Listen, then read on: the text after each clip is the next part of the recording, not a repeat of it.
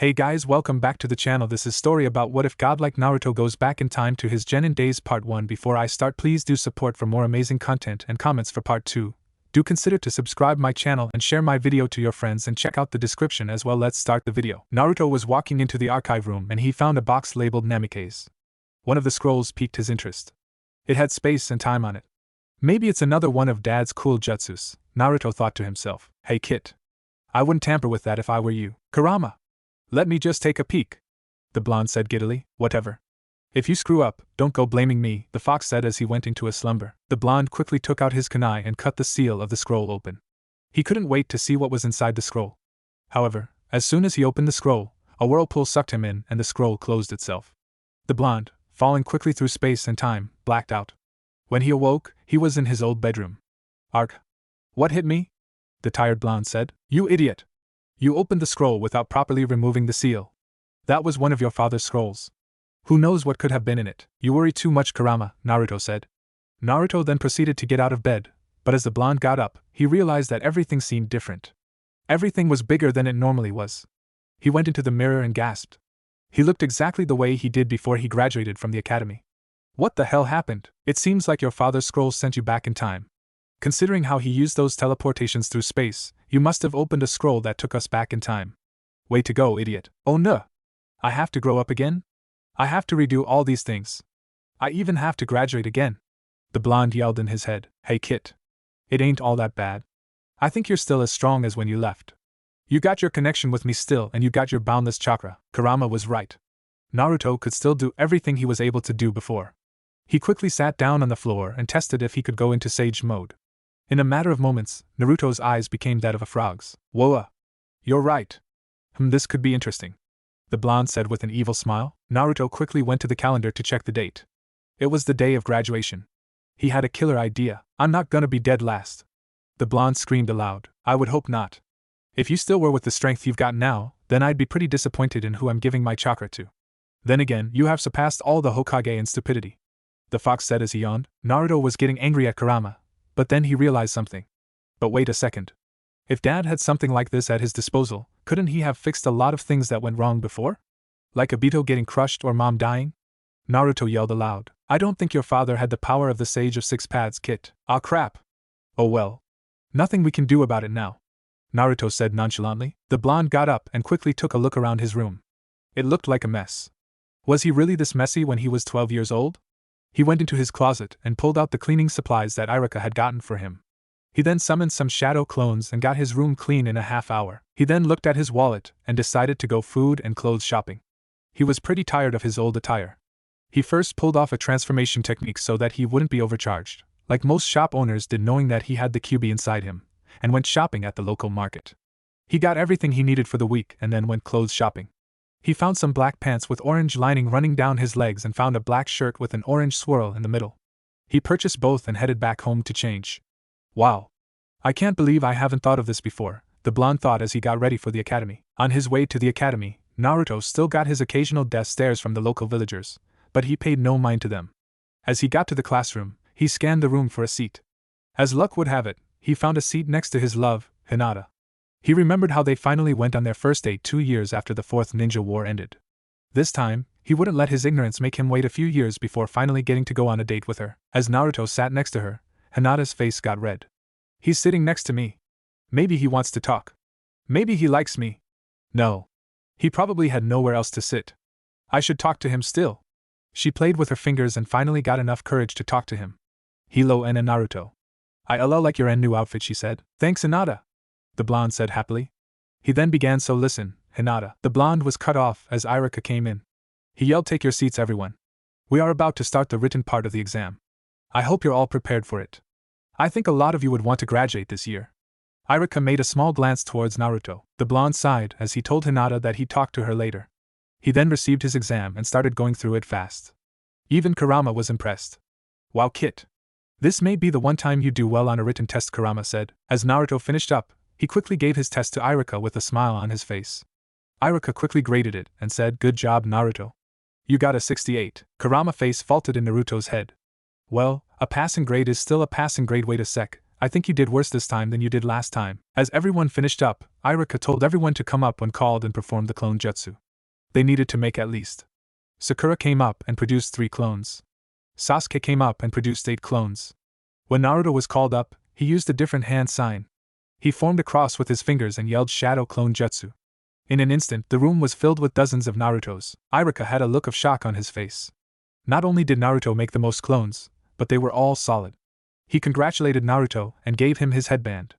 Sasuke gave a pissed-off glare at Naruto as he thought, how did the dope learn how to make shadow clones? As everyone exited the classroom, Naruto saw Hinata, but Hinata was with her father.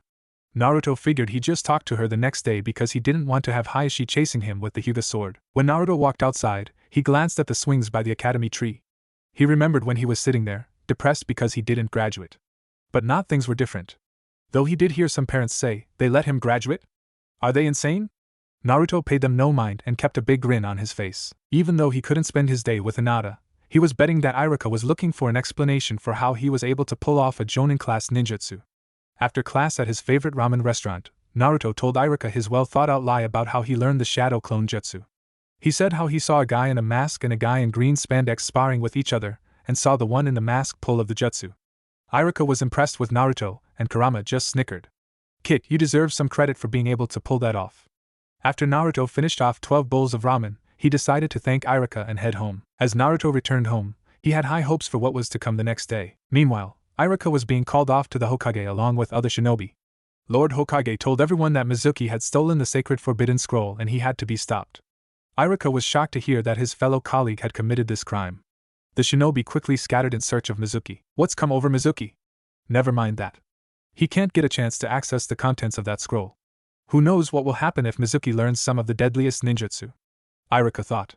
He quickly headed to the forest to see if Mizuki was there. Iruka quickly encountered Mizuki and asked him, "Why Mizuki? Why steal the scroll when we trusted you?" "You're a fool, Iruka. Only a simpleton like you wouldn't understand the power this scroll has." Mizuki then got a killer idea. "Why don't you let me go, Iruka? I'll do you a personal favor," Mizuki said with an evil smirk. "What could I possibly want from you?" Iruka asked. "Don't you want the QB dead? You know, the demon that hurt the village and took away your parents from you? You think a demon like that should be allowed to be a ninja? I don't know about you, but I bet a lot of villagers would see me as a hero if I just ended that pathetic brat," Mizuki said while laughing evilly. Iruka smiled. "You're right. The QB shouldn't be a shinobi. I would do a lot to have the demon fox dead." Mizuki smiled and then turned his head to run. But all of a sudden, a huge shuriken was implanted in his back. A shocked Mizuki fell over and saw Iruka's smiling face change to a serious one. But Iruka continued, "Naruto isn't the demon fox. He's one of my best students who I have the utmost respect for. He's Naruto Uzumaki, the future Hokage." Iruka yelled while knocking Mizuki out. Iruka handed the giant scroll back to Lord Hokage and had the other ninja drag Mizuki to face his punishment. Mizuki was to go to a high-facility prison for life. Meanwhile, a certain blonde was in his home sleeping like a fox. The next day, Naruto woke up early to see that it was only 6 o'clock. He decided he'd make himself a decent breakfast and get ready for the day. Today was the day that he'd meet Kakashi-sensei and get assigned to Team 7. Naruto went to the kitchen and fixed himself some eggs and some sausage. He got showered and dressed in his new attire. But before leaving, he wanted to make sure that he could still access Kurama's chakra, so he went into his inner mind and called forth the chakra. He was able to call the chakra, but something was off. "Hey Kurama, why can't I access the power that old man Sage gave me?" "Kid, that's probably a power that couldn't return with us when we went back in time." "Ah man. I could have been a big hot shot if I could fly around the village," Naruto said as he pouted. "The villagers would probably be more afraid of you if they saw you flying around, you idiot." "I guess you're right." Naruto sighed at how he thought about having to make the villagers accept him for who he was again. "At least I still got your cool chakra cloak," Naruto said with a grin. Naruto decided to get to the academy by roof. As he flew from roof to roof, he kept thinking about his old life. He went into thought and wondered if anyone was missing him right now. What will happen to the village now that I'm gone? Who'll protect Hinata and Konoha? The fox decided to help Naruto's thought process. "You should probably know this before you keep on worrying about your prior life. But they probably won't notice that you were gone." "And why is that?" the blonde said aloud defensively. "You idiot. If we were to go back in time, then that means that we are changing the future. The only reason why the future is changing is because we weren't supposed to be here at this point in time. But there's nothing we can do about it. Now that we are here, the future has to change, and because the future has changed, the future that we knew of can no longer exist." "Oh, you didn't have to call me an idiot," Naruto said. "I'm not calling the idiot an idiot. You made yourself that way." The fox snickered. Hey! Naruto yelled in public before noticing that the villagers were yelling at him from down below to be quiet. Great, now they hate me even more. Sigh. As Naruto got to the academy, he quickly approached Hinata with a big grin on his face. Hinata blushed and said, "And Naruto? I'm Gigi glad that we both passed." He replied, "Me too, Hinata. Now we're Genin." He took a seat next to her and then asked, "So Hinata, I was wondering if you'd like to go out on a date tonight?" "You bring a whole new meaning to the word subtle," Kurama said. Hinata's face went bright red. "Oh my god, oh my god, oh my god. He actually asked me out. Okay. Be calm. Be calm. Just answer him, and then you can faint." Hinata shut her eyes and gave a quick nod. Naruto said, "Great. I'll pick you up at your place at 7? Hinata gave one last nod and then proceeded to faint. Luckily, Naruto caught her before she fell over and laid her on the desk. He didn't realize that everyone was watching him, including Sasuke.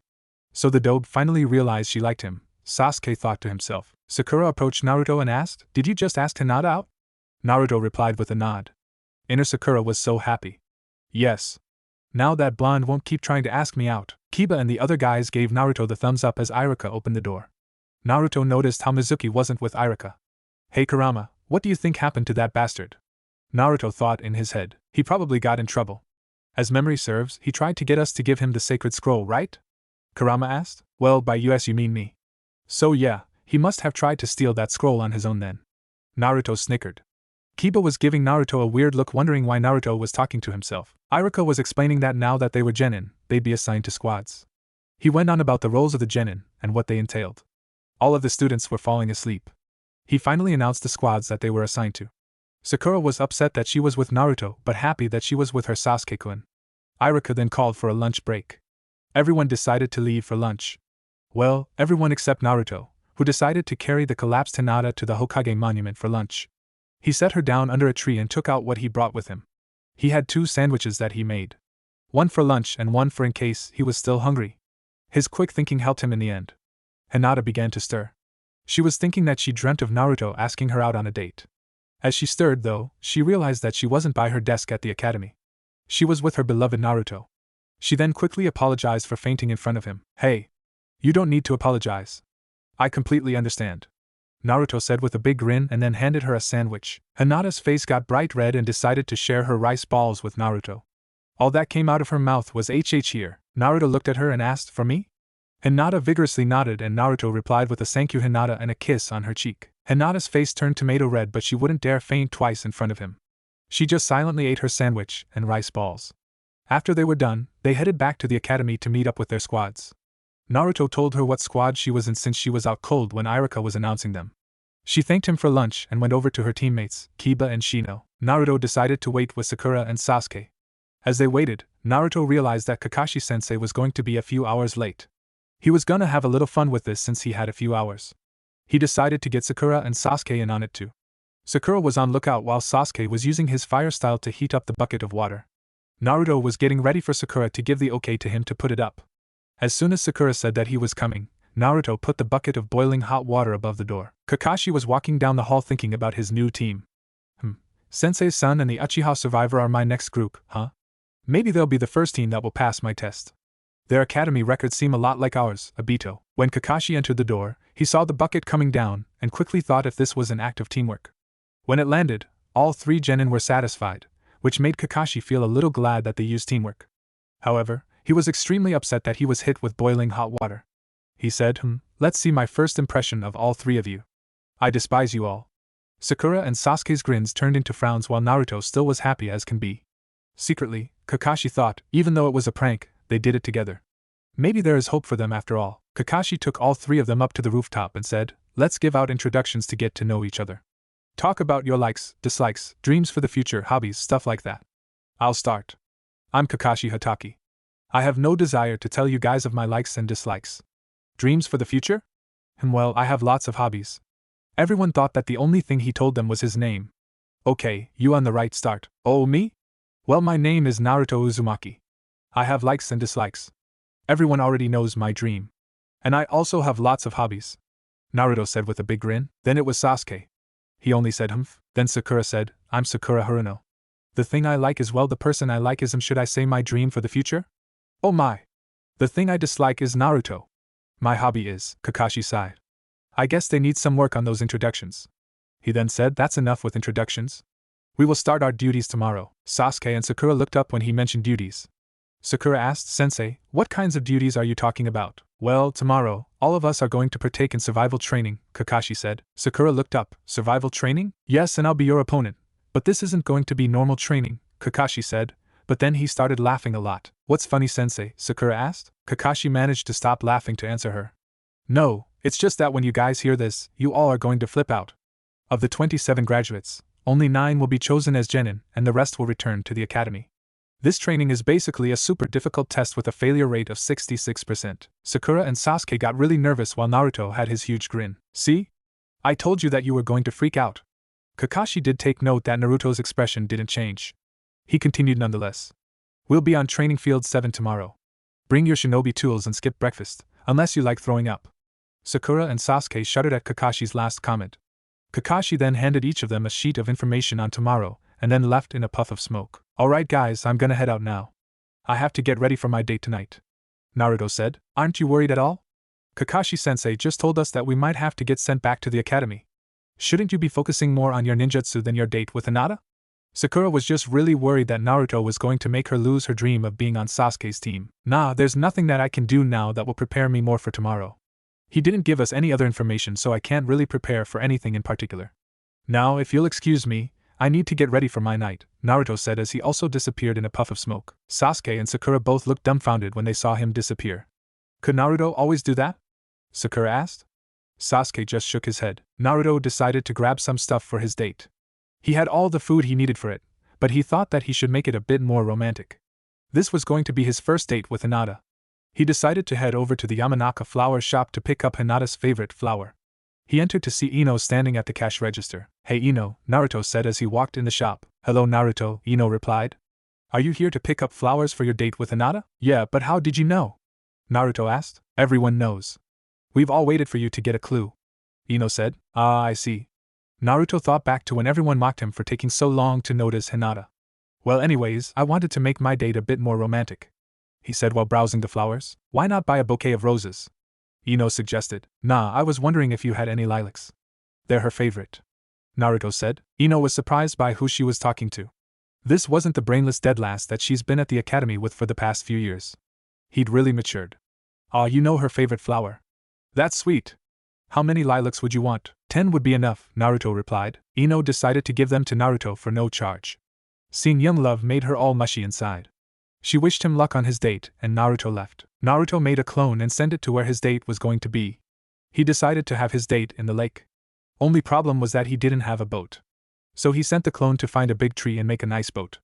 With Naruto's present skills, it was easy to pull out a kunai and apply some wind element to the blade to cut a boat out of the tree. Naruto then performed a transformation technique and went into the local store to purchase some candles. He then ran home, prepared dinner, and made another clone to set up the date. After, he took a shower and put on his usual outfit. He still had a few minutes before he had to meet Hinata, so he took the liberty of putting his trash in the dumpster before he locked up his place. Naruto approached Hinata and she was outside waiting in a white blouse and black skirt. She looked extra nervous when she saw him arriving. Naruto said, Hi Hinata. I hope I didn't make you wait long. Oh, and Naruto. IW was only out H here for a minute, she replied. Oh really? Thank goodness. You look really beautiful tonight, Hinata, Naruto said with a big grin. Hinata's face got a little red as she heard his words. Anyways, let's head over to the lake. I think you'll like what I set up, he said. Hinata gave a little confused look. I wonder what is at the lake, she thought to herself and followed him. On their way to the lake, they talked about their senseis to each other. Well, Naruto talked about Kakashi-sensei while Hinata just listened patiently and smiled. She was a bit scared when she heard that 66% of the genin were going to be sent back to the academy. But Naruto assured her that they'd do well, so she felt better. When they finally reached the lake, Hinata's eyes flew open with astonishment. There was a boat that had food and a bouquet of flowers in them. Plus there were lighted candles floating on small pieces of wood in the lake. Naruto decided to make the candles float with the extra pieces of wood from the boat. Hinata was at a loss for words when Naruto guided her to the boat. Maybe he really does like me, she thought. She did notice that something was off. The boat had no paddles. As she entered the boat and Naruto pushed the boat into the lake, she was amazed when she saw that Naruto was pushing the boat while standing on the water. And then Naruto? How are you doing that? Hinata asked. Oh, this? I just picked it up after seeing some other ninja walking on water. Pretty cool, huh? Naruto said with a snicker. Hinata always knew that Naruto had worked hard alone, but she didn't know that he'd been so amazing. As Naruto pushed the boat a little farther, he jumped into the boat. As they got to near the center of the lake, Naruto took out his homemade dinner. There was rice and curry. He gave a serving to Hinata and then served himself. Hinata took one bite of it, and her eyes began to sparkle. And then Naruto-kun. This eye is amazing, Hinata said. Naruto smiled. Thanks, Hinata. Maybe I will make a good husband one day, Naruto said with a big goofy grin. Hinata's eyes went wide and her blood rushed to her face. Husband? Oh my god, oh my god, oh my god. Maybe he wants me to be his wife. Naruto would definitely be a great husband. Maybe he really likes me. Okay. Don't faint. Whatever you do, don't faint. Hinata thought while different scenarios ran through her head. Naruto took note that Hinata's face was redder than ever. Naruto looked at the girl he loved. She was unfortunately still pretty nervous around him. He would need to break her out of her shell. He spent the rest of the time asking her yes or no questions. She either nodded or shook her head. They both enjoyed their time together, but as the time flew by and to Hinata's dismay, Naruto decided to call it a night. He walked Hinata home and said goodbye to her. He decided to get a little training in that night to see how sharp his skills were. He walked over to Training Ground 7 and worked on his ninjutsu. He used his Rasengan on a few of the trees there and practiced his teleports. Nothing seemed out of the ordinary. He tested his Rasengan's destructibility on the ground, but accidentally created a large crater. It looked like he could use his jutsu all fine. He was about to perform a summoning jutsu when Kurama stopped him. Hey kid, I wouldn't do that if I were you. Why not, Kurama? The confused blonde asked. Because we traveled back in time. Even though we know you can perform the jutsu, you haven't signed the Toad contract yet. Doing a summoning jutsu like that will send you to who knows where. The fox said. Gulp, I see. Well, thanks then. I guess I'll just have to wait for Erosenin to give me the scroll. Naruto said. Yeah, let's call it a night. You've got that test tomorrow. The fox said as he let out a yawn. Pshhh, that test should be a piece of cake. It's basically like I already know the answers to a written test, Naruto said proudly. Knowing you would still probably fail it, Kurama snickered. Arg. What do you know, you dumb fox? Shut up, you brat. You're so dumb that if someone gave you a test with no wrong answers, you'd still fail. Oh yeah? Then how come I passed the written test of the Chunin exams? That was a gift from God. He took pity on how stupid you were and made the test so easy that you didn't even have to write a single answer. You're just jealous because you know that if you took that test, you'd probably fail it, Naruto said while internally sticking his tongue out at the fox. Ugh. Talking to you is pointless. I'm losing brain cells from conversing with you. Just go home already. You know that you need to rest. The fox yelled at Naruto. Fine. But I'm not doing it because you told me to, Naruto said as he ran back to his home, showered, and went to bed. He didn't feel like worrying about waking up early because he knew Kakashi would be late. The next day, Sasuke and Sakura walked to Training Field 7 a little before Kakashi's deadline, but were surprised to see the mess before them. A lot of trees had been knocked down, and there was a big crater. They both were confused but decided to not bother about it since they were still tired. 2 hours later, Naruto arrived at Training Field 7 only to hear Sakura scream, "You're late. Come on, Naruto. If we don't pass this test, we are going to be sent back to the academy." Naruto cleared his ears and said, "Geez, no need to yell at me. He's still not here yet. For once, the blonde has a point," said Sasuke. Naruto sat down as he took out a pack of cards from his bag. "Knowing our late sensei, he won't be here for a little while. So, anyone wanna play?" Naruto offered. "Naruto, we don't have time to be playing silly games. We are full-fledged ninja now. We should act more like adults, not," Sakura told him. 1 hour later, Kakashi arrived at Training Field 7 to see that his team was busy playing cards by the logs. "Hey guys, how's everyone do dash?" Boom! "A house of queens," Naruto said as he put his hand down. "Heh. Straight flush." Sasuke snickered as he beat Naruto's hand. Sakura sighed as all she had was a pair of aces. "Cha! I'll win next round," Sakura thought to herself. Kakashi stared dumbfounded. Guys?" Kakashi asked, still shocked by their lack of attentiveness. "What happened to the training field?" he asked as he looked at the destruction around. All of the genin just gave him a clueless look. "Well, never mind. We got this test to do. You guys have till noon to grab these 2 bells from me. Whoever doesn't get a bell will be tied to the stump, can't eat lunch, and most importantly will fail the test," Kakashi said with his eye in a U shape. Sakura and Sasuke's stomachs growled while Naruto still had a big grin on his face. "Ha! This time I remembered to eat breakfast," the blonde thought. Sakura's eyes opened a little at Kakashi's words. "But sensei, doesn't that mean that one of us will get sent back to the academy?" "That's right. So just make sure that you're the one that gets a bell," Kakashi said with a U-shaped eye. Sakura and Sasuke looked a lot more serious when he said this. "I have to get a bell at all costs," Sasuke thought to himself. "Ready, start!" Kakashi yelled. Sakura and Sasuke scattered while Naruto began to walk sluggishly towards the trees. Kakashi saw him walking sluggishly towards the trees and decided to give him a little punishment for his prank. Gak! I'm not ready! Naruto yelled aloud. Ninja must always be on their toes, Kakashi said. He made the sign of the tiger and ran towards him. Let me teach you shinobi skill number 1 taijutsu. Konoha secret finger jutsu. 1,000 years of death. Kakashi said as he was about to strike Naruto's ass. Naruto jumped backwards over Kakashi and put his hand on Kakashi's back, leaving a teleportation seal. Then he did a few backflips towards the trees and masked his presence. Kakashi stood there and was surprised that Naruto was able to dodge that. He's more skilled than I thought. If this is what Dead Last can do, I can't wait to see what the others are going to throw at me. He thought while taking out the book in his pouch. Kakashi waited while reading his book in the middle of Training Field 7.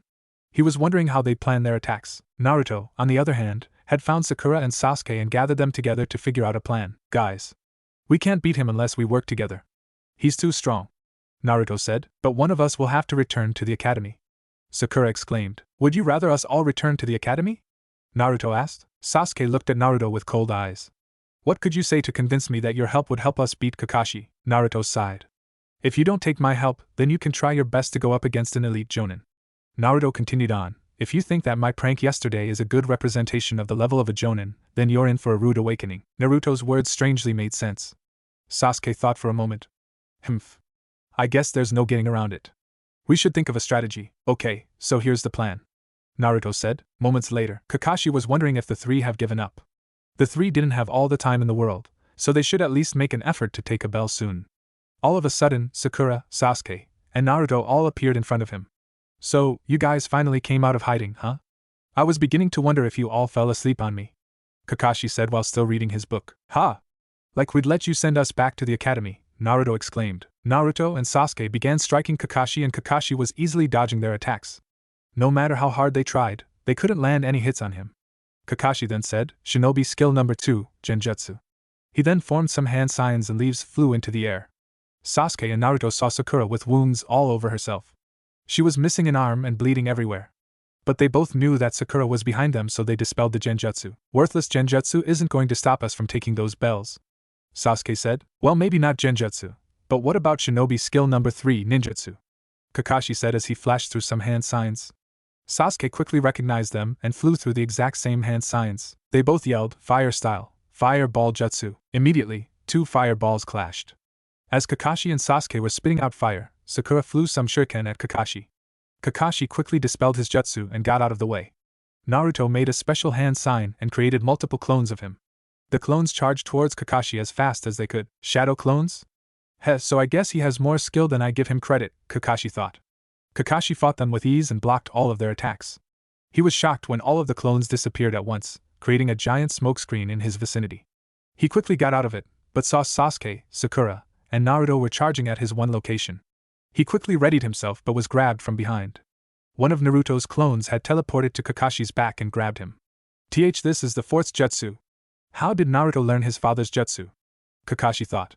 He was now stuck and about to get struck by the 3 genin when the genin had all struck a wooden log. Aw, Naruto! The plan failed, complained Sakura. Yeah, dope. He got away and time is almost up, Sasuke said. Naruto laughed as his clone dropped something in Naruto's hand. Oh really? Well, I guess that means that these aren't the bells that we needed, Naruto said with a big grin. He tossed one bell to Sasuke and one bell to Sakura. Sasuke gave an impressed look and Sakura shot up with glee. We did it! She exclaimed. Good job, guys, Kakashi said while coming out of the woods. You all did well in retrieving the bells, but Kakashi-sensei, Naruto doesn't have a bell now, Sakura said with a confused look. True, but Naruto did touch a bell, and that's good enough for me, Kakashi said with his eye in a U shape. The point of this exercise was to see if you guys had teamwork. And after fighting you guys, it's obvious that you all have teamwork. Why do you think that we'd set you all up into 3-man squads? Kakashi continued. None of you alone could take on a Jonin. But as a team, you all posed a greater threat. Kakashi walked over to the memorial and stared at it. Those who don't follow the rules are trash. But those who abandon their friends are worse than trash. Since Naruto gave you guys the bells, he showed that he'd put you guys before himself. Kakashi turned back to the 3 genin and gave them a thumbs up. This ends the test. All of you pass. Starting tomorrow, Team 7 will begin their missions. Naruto, Sasuke, and Sakura all smiled at this. Team 7 began making its way into town when Kakashi stopped. Sakura. Sasuke. Meet at the bridge at 8 o'clock tomorrow morning. I need to have a little word with Naruto. A sweat dropped when Naruto heard his name. Sakura and Sasuke continued walking home. Naruto turned to Kakashi-sensei with a grin on his face and asked, "Sup, Kakashi-sensei?" Kakashi had the U-shape in his eye and walked with him. "Naruto, remember near the end when we were fighting? I believe your clone teleported to me and grabbed me from behind. Tell me, Naruto, how did you learn how to perform the Hiraishin no Jutsu?" Naruto asked the fox in his head. "Do you have any excuse because I'm stuck?" Heh, Kakashi is sharp. Let's see. How about telling him that it came to you in a dream? Technically you did meet your father when he was inside you, so you can tell him that he taught you the technique when you met me. Naruto thought for a minute. "Well, my dad taught me," Naruto said with a smile. Kakashi was shocked by his answer, and then asked how his dad taught him the technique. "Oh, well, when I met the fox, I got to meet Dad. Yeah, apparently he sealed some of his chakra along with Kurama 12 years ago." Naruto said. "Who's Kurama?" Kakashi asked with a confused look. Naruto's eyes became red with a slit down the middle. "I'm Kurama." "Nice to meet you, Kakashi," the demon fox said. "Wait, what?" Kakashi asked with an even more confused look. Naruto's eyes returned to normal and then said, "Oh yeah, I forgot to mention that me and the fox are friends now. I address him by his name, Kurama. Don't you guys know that every tailed beast has a name?" Naruto asked with a smile. Kakashi's face faltered. "The beasts have names?" Naruto pondered for a moment. "Huh, I guess you guys wouldn't know that." Kakashi thought for a moment. "Well, Sensei was pretty good with seals. It's just like him to do something like that." Kakashi then spoke up. "Well, Naruto, you are one of the most unpredictable ninjas in the world. But now we have another ally. And it must have been nice to finally meet your father," Kakashi said with his eye in a happy U-shape. "Yeah. Dad is really cool," Naruto said, remembering his dad. "But Naruto, why didn't you tell anyone that you befriended the fox?" Kakashi asked. "Oh. Well, I just didn't feel the need to. I mean, I know people already don't like me because he's inside me. Why bother telling anyone that I can communicate with him, too? Wouldn't that make them think that the fox could go on a rampage anytime he wanted to?" Naruto said. "I guess you have a point. But we have to go and tell Lord Hokage right away," Kakashi said. "Fine," Naruto said as they both made their ways to the Hokage mansion. At the Hokage mansion. "Well, if it isn't Naruto and Kakashi. Tell me, what Naruto has done this time?" Lord Hokage said with a sigh. "You kidding me, old man? I didn't do anything wrong this time," Naruto said defensively. "Actually, Hokage-sama, I just wanted to tell you something that I think you should know," Kakashi continued. "Naruto has told me that he befriended the fox I mean Kurama." The old Hokage's eyes opened wide with shock. "Really? Is this true, Naruto?" "Well, yeah.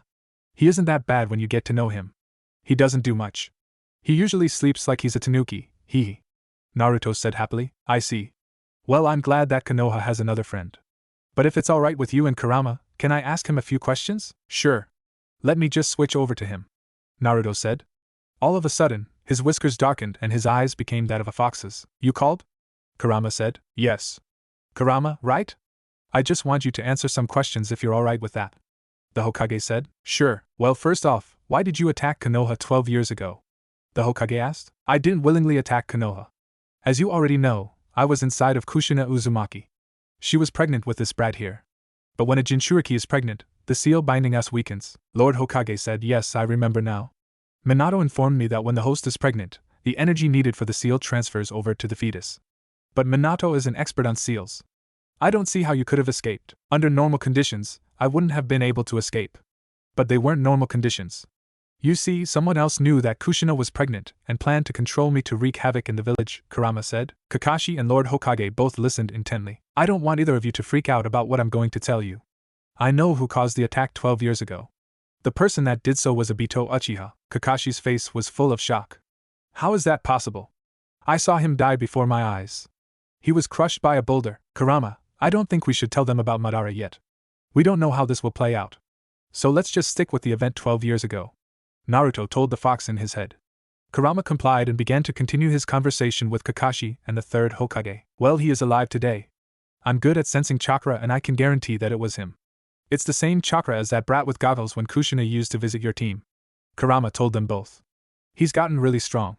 He was able to break me out of Kushina and take control over me with his Sharingan. It is true that the power of the Senju and Uchiha are able to take control of tailed beasts," the Hokage said.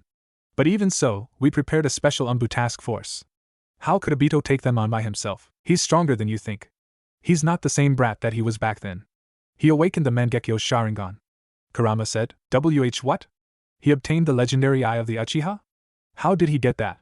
Kakashi asked. It is said that when a Sharingan user loses a close friend, that pain manifests itself as power. He must have seen a loved one die. Kurama said. Kakashi's thoughts drifted back to him killing Rin. Wait a second. When I killed Rin, I felt excruciating pain. I felt stronger, but after that I passed out. We were surrounded by the enemy, but when I came to, they were all dead. Was Obito the cause of this? Did he kill those hidden mist ninja? If so, then that must have been when he awakened his Mangekyo Sharingan. But wait! If he has that ability, does that mean that I may have it too? Thank you, Kurama. You've cleared a lot of questions we had. Lord Hokage said. If that's all, then I will take my leave. Kurama said as Naruto's features returned. So, did you get everything you needed to get? Naruto asked. Yes. Naruto, you may leave now. Lord Hokage said. Alright. Catch you later, Kakashi-sensei. As Naruto left, Kakashi and Lord Hokage began their serious conversation. That Naruto has really done it this time. To think that he would befriend the demon fox within him, the third said. Kakashi agreed. None of the documents on him showed that Naruto had the access to that kind of power. The third Hokage thought for a moment. Kakashi, I want you to observe Naruto carefully. Befriending the demon is certainly a plus, but I want you to make sure that it stays a plus. Should we be wrong about Naruto, it may cause catastrophic damage to the village. Kakashi agreed. But his words don't feel like lies. With what we've been told, I highly doubt that the fox would lie like that. It's hard to believe, but to think that Obito is still alive. This brings up a lot of questions. Why hasn't he come back and what's he been doing all this time? Kakashi asked. But then he thought about how he killed Rin and thought that maybe he was the reason that Obito became evil. I don't know, but we can't worry about how he became the way he is now. We must assume the worst. He's now an enemy of Konoha. He's a threat that we must deal with. Lord Hokage said. I understand. Kakashi said with a sad look on his face. Okay. Well, thank you, Kakashi, for informing me about this. You may leave now. As Kakashi left, he thought about Obito and the Hokage's words. He is a threat, and it's my duty to deal with him. But those who abandon their friends are worse than trash. Isn't that right, Obito? With Naruto. Naruto was walking back to his place when an idea hit him. Hey, Kurama. Is there still a way to talk to my dad since I'm never going to have to accidentally release you again? Naruto thought back to when Kurama was almost released during the battle with Pain. Well, now that you mention it, I can sense your dad's chakra and your mom's chakra inside of me right now. Want to chat with them? The fox asked. That would be great. They can see what I've seen, so they probably know about how I came from the future. Let's get home first. Naruto thought to the fox. Naruto quickly got home and sat on his bed. He then closed his eyes and went into the space with Kurama and him inside of it. Okay, Kurama, can you summon their chakras here? Naruto asked. Hang on. I'm trying to pinpoint them. Ah. There they are. And here they come. The fox said as two large balls of chakra came forward. They soon materialized as Minato Namikaze and Kushina Uzumaki. Naruto got all happy and yelled, Mom! Dad! He quickly jumped up onto both of them, knocking them both back. Arg, Naruto, I know that we are inside your mind, but that still hurts, you know. Kushina yelled. Hee, I see that you've been quite busy. Minato said while looking at the fox. He was proud that his son was able to master the fox's power and use it efficiently. Hey, Kushina, Minato. I think you know what happened by reading the brat's mind, right? The fox asked. Yeah, Kurama. Naruto, I can't believe you opened up my time-traveling scroll. Minato said with a sigh. It was only supposed to be used in case I forgot something important like a meeting. I would have never guessed that you'd send yourself back 10 years into the past. You must have had an enormous amount of chakra to pull that off. It took nearly all of my chakra to just go back a few minutes. Naruto was about to explain that he had some of the powers of the Sage of Six Paths when he was interrupted by a certain redhead. Kushina had smacked the back of Minato's head. It's your fault that you can't be on time to your own meetings. And then you made a scroll behind my back when I've thought that you were finally becoming punctual. Kushina bellowed. Naruto just laughed at his parents' quarrel. Okay. Maybe making the time scroll wasn't the best idea to make it on time to meetings. But it's still an amazing jutsu to come up with. Minato said defensively. You and your inventions. It's because of you that our son decided to invent his stupid sexy jutsu. Kushina yelled at him. A sweat dropped from Naruto's face when she mentioned his own invention. Kushina quickly went on the offensive. You better not be using that jutsu anymore. It's profound and a disgrace to ninjutsu everywhere. Kushina yelled. But, it has helped me a lot in the past. It's great for distractions and diversions. Naruto defended with a smile. The only person that jutsu would work on would be Jiraiya-sensei. She screamed. That's not entirely true. I know a lot of ninja that it would work on, too, Naruto said as he remembered using it as a distraction on Kagaya. Minato sighed as he saw his wife getting angrier at Naruto defending his jutsu. Then Minato intervened. Naruto, I know about Obito and I want to say sorry. If I had been a better sensei, I could have known it was him. I'm always late when it comes to important things. I let Obito get hurt, I let Rin die, and I left it all on Kakashi's conscience. Oh honey. Don't beat yourself up too much. It was out of your control. We can't do anything about it. Kushina said, I know. But Naruto, can you please save him? Minato pleaded. Of course, Dad. He's an honorary leaf shinobi. I'll bring him back, definitely. Naruto said with a smile. Thanks, Naruto. I hate to say this, though. Our time is running short. We need to wrap things up here. Minato said sadly. Naruto pouted as he realized that the time he had with them was short. But he wanted to get his thoughts out to them. Dad. Mom. You've both sacrificed a lot so that I could live. Thanks for everything. I couldn't have asked for better parents. Kushina had a tear in her eye. Oh, Naruto. Thank you for being such a forgiving son. Thank you for letting me be your mother and letting Minato be your father. We're so sorry for the trouble we've caused you. Mom. It's no trouble at all. I mean, I can get the villagers to like me and I'll make lots of friends. But you guys gave me a pal that'll stay with me for a lifetime. Naruto said while looking at Kurama. Naruto then looked at both his parents and said, I'll become a cooler ninja than you, Dad, and a stronger ninja than you, Mom. Minato and Kushina both smiled and wished him luck in life before finally disappearing into nothing. Naruto looked back at Kurama with a few tears in his eyes. Thanks, Kurama. That was the best thing anyone has ever done for me, he told the fox. Kurama looked back at the blonde and said, No problem, Kit. Naruto then opened his eyes to see that it was dark outside. He went down and headed over to Ichiraku's to grab some grub. He said hello to Iam and old man Tucci. Hey old man. Can I get one pork ramen today? Naruto asked. Sure, Naruto. One pork ramen coming up, the elderly man said. Iam came up to Naruto and asked, Hey Naruto, who was that girl that you were walking home last night? She was really pretty. Oh. That was Hinata. I was walking her back from our date. Naruto said enthusiastically. Oh, how cute. Iam said as she pictured both of them together. Hey Naruto. Next time you come here with Hinata, you guys can help yourselves to some ramen. My treat. Tucci said. Wow. Really?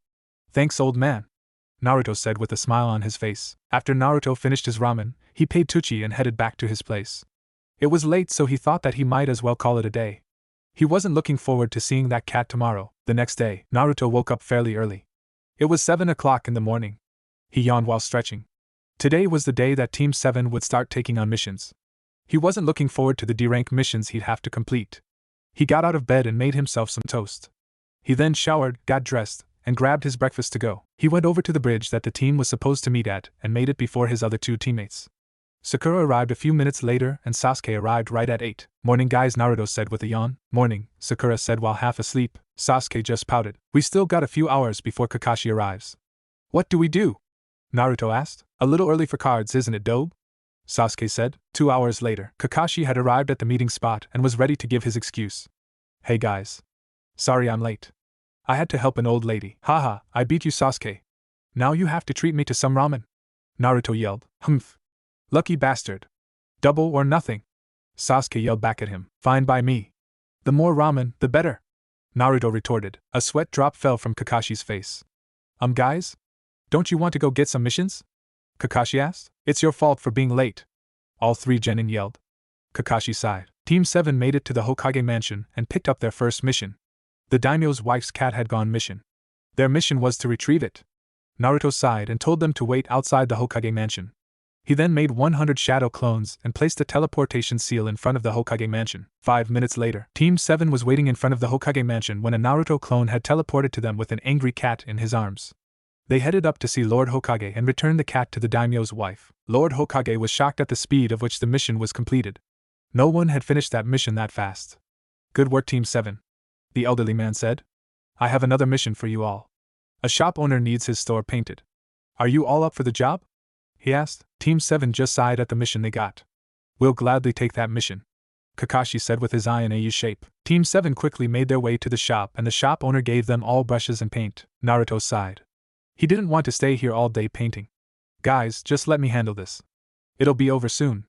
Naruto made another 100 shadow clones and they painted the shop in a matter of minutes. Done!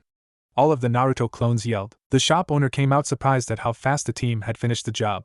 He decided to give everyone some tea. He was hesitant to give Naruto any tea, but when the Jonin leader gave him a glare, he quickly gave Naruto his cup of tea. Team 7 then headed back to the Hokage mansion and claimed their reward. Lord Hokage just gave them another surprised look. They were completing these missions at a very fast rate. He was about to assign them another mission when Naruto spoke up. Lord Hokage, can't you give us a better mission? All we've been doing is simple chores. We should get a real mission. Naruto said, you three are just genin. You're inexperienced and haven't had enough missions to get a higher ranking mission. The Hokage responded, but Lord Hokage, if we keep doing these sort of missions, there won't be any other D-rank missions for the other teams. Naruto said. Everyone just stared at Naruto.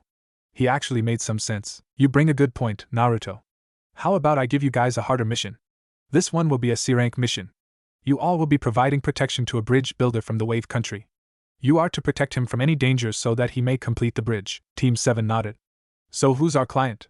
Sakura asked. I am, said the old man who entered the room. He dressed in poor clothing and reeked of alcohol. I am Tazuna, the bridge builder. So this is the group of ninja that are supposed to be protecting me? They are just a bunch of brats, especially the shortest one with the stupid-looking face. Are you really a ninja? Tazuna said while taking a swig at his sake. Naruto quickly took out his shuriken and threw them towards the bridge builder.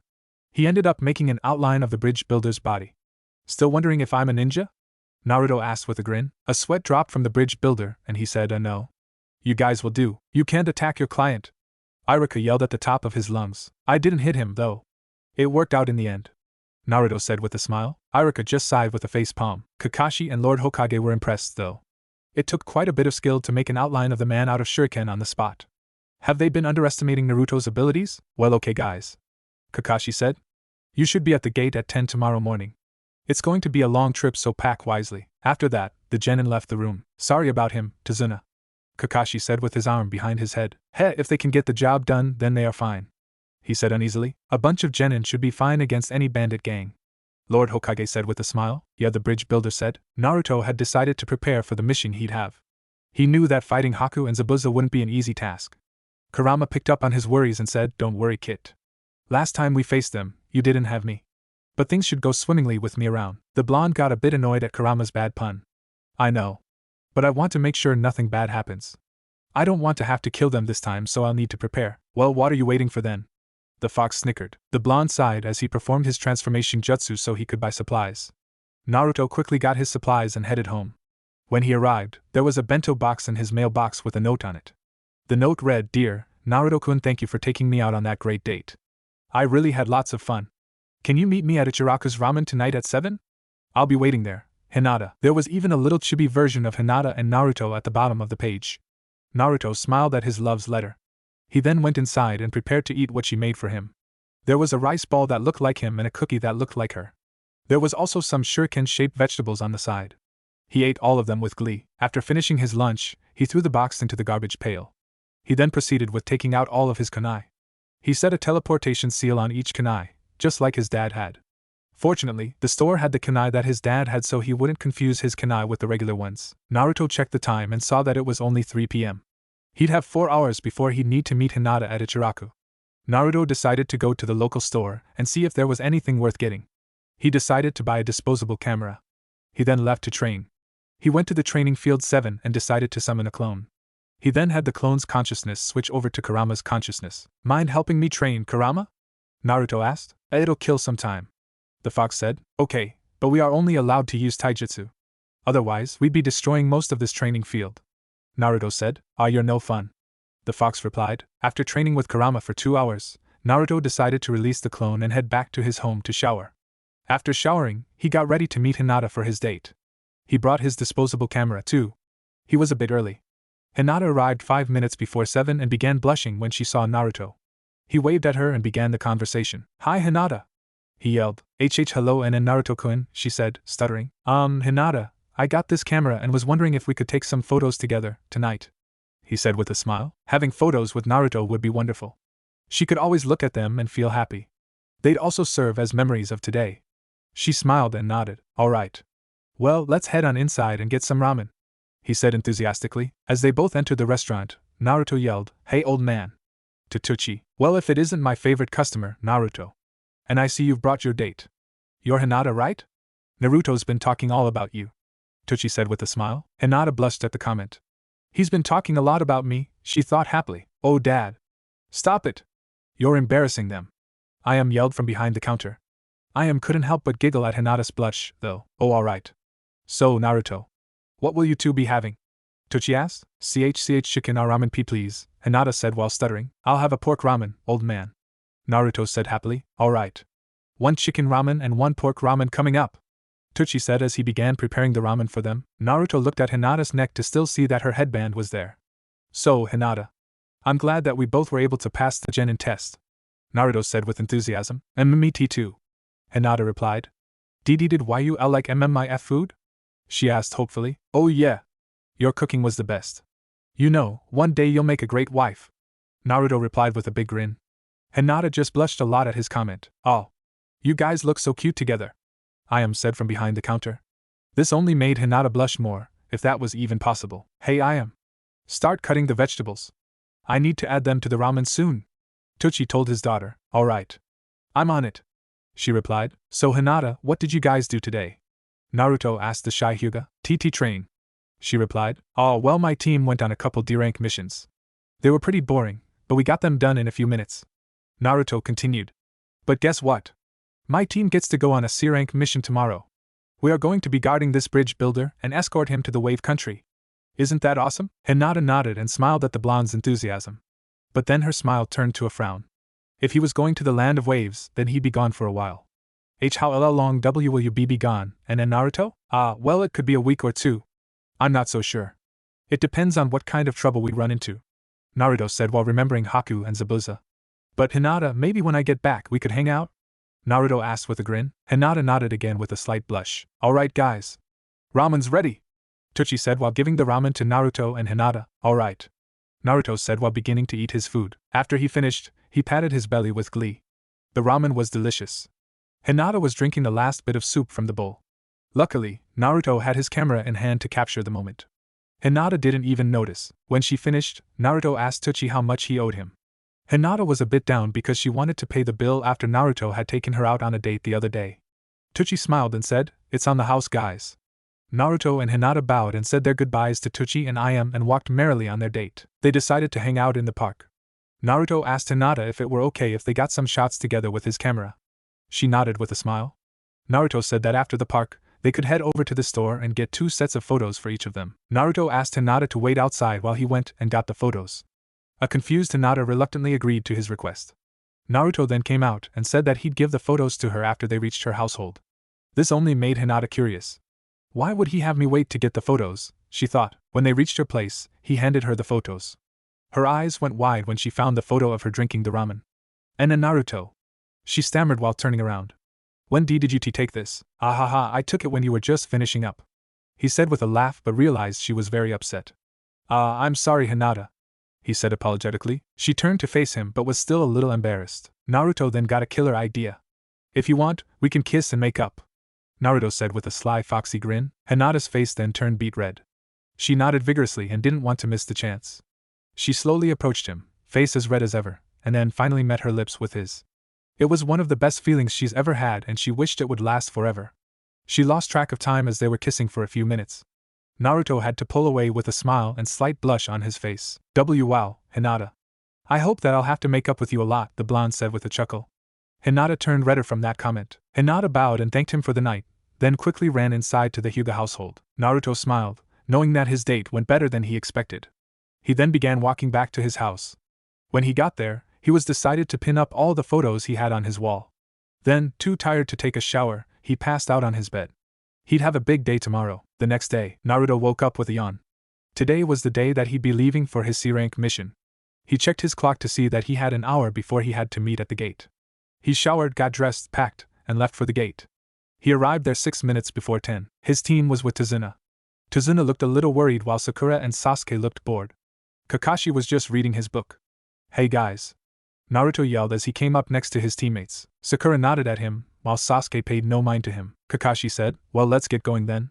It'll take a while to get to our destination. The group then began to march off. Breaking the moment of silence, Sakura asked, Tazuna-san, can I ask you something? What? Tazuna asked. You're from the Wave Country, right? She asked. What about it? He replied. Kakashi-sensei, don't they have ninja in that country too? She asked the Jonin. No. Not in the Wave Country. But in most other countries they do. The cultures and customs may be different, but hidden villages exist, and so do ninjas, Kakashi said. The Jonin then took out a scroll with a map of the 5 great nations. To the many countries of the continent, the existence of a shinobi village means military power. This is how they hold and maintain advantages over each other. But it's not that the villages rule the countries, they merely stand equally with the country's government. A small island country like the Wave Country doesn't receive much interference from the larger countries and may not need a shinobi village.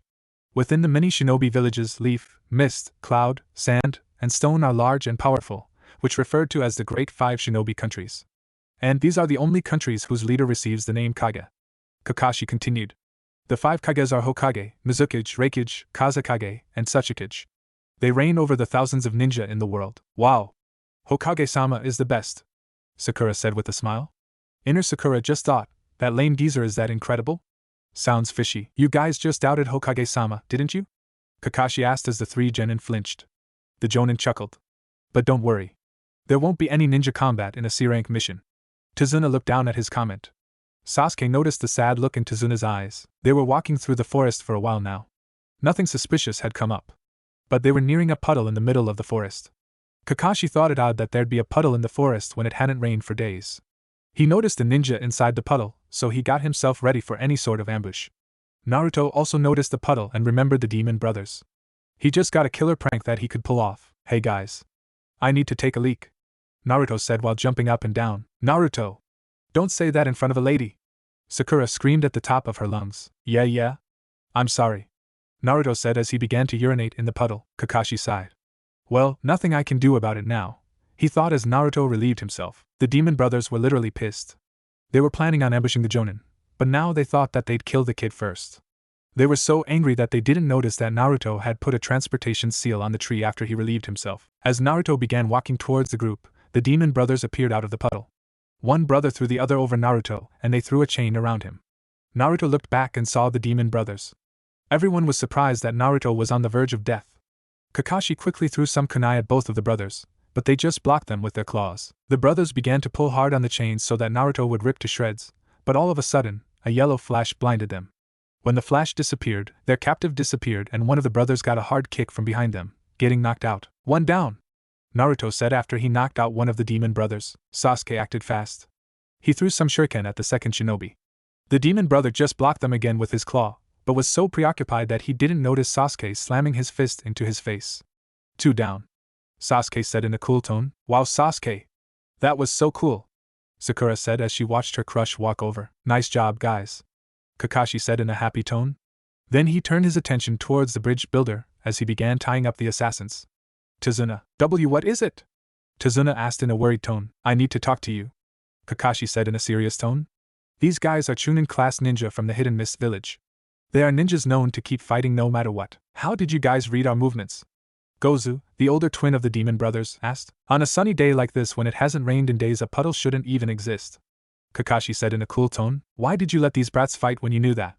The bridge builder asked. If I had wanted to, I could have killed these two instantly, but there was something I needed to know. I wasn't sure who these guys were after, Kakashi said. What do you mean? Tazuna replied. I mean, were they after you or one of us? We haven't heard that there were ninjas after you. Our mission was to simply protect you from thieves or gangs. This has now become at least a B-rank mission. This was supposed to be simple protection until you completed the bridge, Kakashi continued. If it was known that ninjas were after you, this mission would have been an expensive B-rank. Since they went after Naruto, it's hard to tell whether you were their true aim. But I have no reason to believe that some mist ninja would be after a leaf genin. I think we both know who they were after. I'm sure you have a reason, but it causes problems when you lie about the mission details. We are now operating outside our duties. We aren't ready for this kind of mission. Let's quit. We can't take on other ninjas if we are only genin, Sakura exclaimed. Maybe we should return to the village, Kakashi said with a sigh. No way. We finally got a real mission. So what if our enemies are ninja? We can take them on no problem, Naruto said enthusiastically. Sasuke nodded in agreement with Naruto. Jonin, I want to talk to you, Tazuna said to Kakashi. You're right. This job is most likely outside of your duties. It turns out that a super dangerous man is after my life. Super dangerous man? Kakashi asked. Tazuna just nodded. Who? You've probably at least heard his name before. He's the wealthy shipping magnate. A man named Gato. Huh? Gato? As in from Gato Transport? He's said to be the world's few extremely wealthy people, Kakashi said in astonishment. Yes, Tazuna said as he continued. Officially, he runs a large shipping company. But secretly he sells drugs and other illegal items using ninjas and gang members to take over businesses and countries. He's a very nasty man. It was about a year ago when he set his eyes on the Wave Country. Through money and violence, he quickly took control of the country's shipping industry. Gato now has a monopoly on all business traffic in the country. The only thing he has to fear is the completion of the bridge. Sakura was beginning to piece it all together. I see. Since you're building the bridge, you're the person that's in his way. So those ninja were hired by Gato? Sasuke asked. Tazuna nodded again. But what I don't understand is if you know ninjas could be after you, why did you hide that fact when you hired us? Kakashi asked. Right now, the Wave Country is extremely poor. Even the feudal lord has no money. Of course, we don't have much either. Not enough for the expensive B-rank mission, Tazuna said in a low tone. Tazuna continued. Well, if you quit the mission now I will definitely be killed, but don't worry about it. If I die, my cute 10-year-old grandson will just cry for a few days, Tazuna said with a smile. Oh yeah, and my daughter will live a sad life hating you Leaf Village ninja forever. But it won't be your fault. Not at all. A sweat dropped from Kakashi's face. Well, I guess we have no choice. We will have to protect you at least until you get back to your country. Tazuna hid his face of satisfaction from getting Kakashi to continue the mission. On the boat to Wave Country, we should see the bridge soon. The Wave Country is at the base of the bridge, the oarsman said. We'll be there soon. As they continued on, they longer route. The oarsman said, Tazuna, it looks like we've avoided detection so far, but just in case, we'll take the route that has vegetation. It will make the enemies harder to spot us. Thanks, Tazuna replied. As they approached the shore, the oarsman said farewell. Now Team 7 and Tazuna began their trek to his home. Okay. Get me home safely, Tazuna told them. Yes, Kakashi said with a sigh. If we get attacked again, it will surely not be a Chunin, but a Jonin at least. Good grief. What have I gotten us into? Kakashi thought as the group began to walk through the forest. Hey Kit. I sensed something in that bush over there. Naruto responded and threw a kunai into that bush. Kakashi also noticed something in that bush. Naruto! Don't go scaring us like that, Sakura yelled. I'm sure that there was something there, Naruto said as he went to check the bush. He saw that a white bunny was there scared out of its mind. Wow. Deja vu, Kit. Someone used the substitution technique just now, the fox said. Oh. So I did sense something, the blonde thought happily. Just pay attention, Kurama stammered. All of a sudden, Kakashi yelled, Everyone down! As a big sword flew through the air, the sword hit a nearby tree and stuck to it. A tall, bulky man jumped out of nowhere and appeared on top of the sword. He wasn't wearing a shirt and had bandages covering his mouth. He also had a hidden mist headband put on sideways. Kakashi looked up at the ninja. Well, if it isn't the hidden mist rouge ninja Zabuza Momochi. Everyone get back. This one is on a whole other level. It'll be a little tough unless I do this, Kakashi said while getting ready to reveal his covered eye. Well, if it isn't Kakashi of the Sharingan eye. Sorry, but the bridge builder is mine, Zabuza said. Sasuke looked towards Kakashi with astonishment. Sharingan? Everyone! Surround and protect Tazuna. Don't enter this fight. That's the teamwork here, Kakashi said as he revealed his Sharingan. His eye looked like someone cut it down the middle, leaving a scar, but the Sharingan didn't look damaged at all. The Sharingan was blood red with 3 commas encircling the pupil. Now Zabuza. Let's do this. I already get to see the famous Sharingan. I'm honored, Zabuza said sarcastically. When I was a part of the Hidden Mist Assassin team, my bingo book had quite a bit of information on you. Kakashi of the Sharingan eye, the man who has copied over 1,000 jutsu, also known as Kakashi the Copy Ninja. Sakura looked odd at her sensei. What's going on? First, the old Hokage and now sensei, I didn't know they were that awesome. Sasuke looked a bit suspicious now. Wait a minute. The Sharingan is a special technique that's only available to my clan, the Uchiha clan. Could he be? No. It's only his left eye and he's not of Uchiha descent. But then, how does he have it? Now let's cut the chit-chat. I need to kill that bridge builder, Zabuza said. But as soon as he said it, Sakura, Sasuke, and Naruto moved into formation to protect Tazuna. But it looks like I have to deal with you first, Copy Ninja Kakashi. Kakashi and Zabuza gave each other a serious stare as they were getting ready to commence their battle. The air felt like it was tensing up with the killer intent they were emitting. Zabuza then grabbed his cleaver from the tree and jumped out onto the water. He then formed a hand sign and began channeling chakra. Kakashi looked at him. He's releasing a large amount of chakra.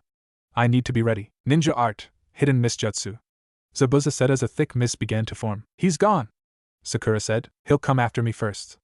Zabuza Momochi was a ninja of the hidden mist. He was known to be an expert in the art of silent assassination. You won't notice him until you're already dead. So everyone be on guard, Kakashi said. It seems that I've gotten quite a reputation now. I'm honored that the famous Kakashi would know me, Zabuza said through the mist. You're pretty high up in the bingo book, too, There's a reason why you're famous in silent killing, Kakashi replied. Sakura and Sasuke both dropped some sweat. Naruto, on the other hand, decided to stand perfectly still and calm. His body was motionless, and he didn't make a sound. His body was gathering all of the natural energy around him. In a few seconds, his eyes became that of a toad's, and he could sense his surroundings. He knew where Zabuza was hiding. Then, in a low, intimidating voice, Zabuza said, 8 choices. Lungs, liver, spine, clavicle vein, neck vein, brain, kidneys, and the heart. Which one should I go for? Sasuke, Sakura, and Tazuna shuddered at Zabuza's words. Kakashi scanned his surroundings and couldn't pinpoint Zabuza's location. He then formed a quick hand sign and summoned an immense amount of chakra. Suddenly, a lot of the fog around him receded. Sasuke, though, was getting a chill from the chakra. What an incredible amount of chakra. It feels like I'll be killed if I make a single move. The air feels so heavy. Experiencing this for a while would make any person go mad. This intensity between 2 jonin, it feels like my very life is being squeezed out of me. I can't take it, it's overwhelming. I'd almost rather die now and get it over with. Sasuke, Kakashi said, noticing the uneasiness of his student. Don't worry. I'll protect you all. I won't let my comrades die, he said with a happy, reassuring face. Sasuke and Sakura both released a lot of tension from Kakashi's words. We'll see about that. Suddenly, Zabuza appeared in between Team 7 and the bridge builder. Zabuza looked ready to strike. Luckily, though, Naruto knew that Zabuza was there, so he quickly jammed his kunai into the jonin. Everyone turned to see Naruto stabbing Zabuza, but something wasn't right. Zabuza was bleeding water. Another Zabuza quickly appeared behind Naruto, but Naruto also felt his presence and jumped backwards, right over Zabuza. He held his kunai at Zabuza's throat. Impressive, brat. You were able to predict that I'd made a water clone. I must congratulate you, Konoha shinobi. But it takes more than a few nice moves to beat me. As he finished his sentence, that Zabuza turned into water and a Zabuza behind him was ready to strike. Naruto! Look out! Kakashi yelled. Naruto gave a little chuckle as Zabuza slashed his cleaver through Naruto. Sakura gave a little scream as Naruto was cut in half. But as Naruto fell, he disappeared in a puff of smoke. What?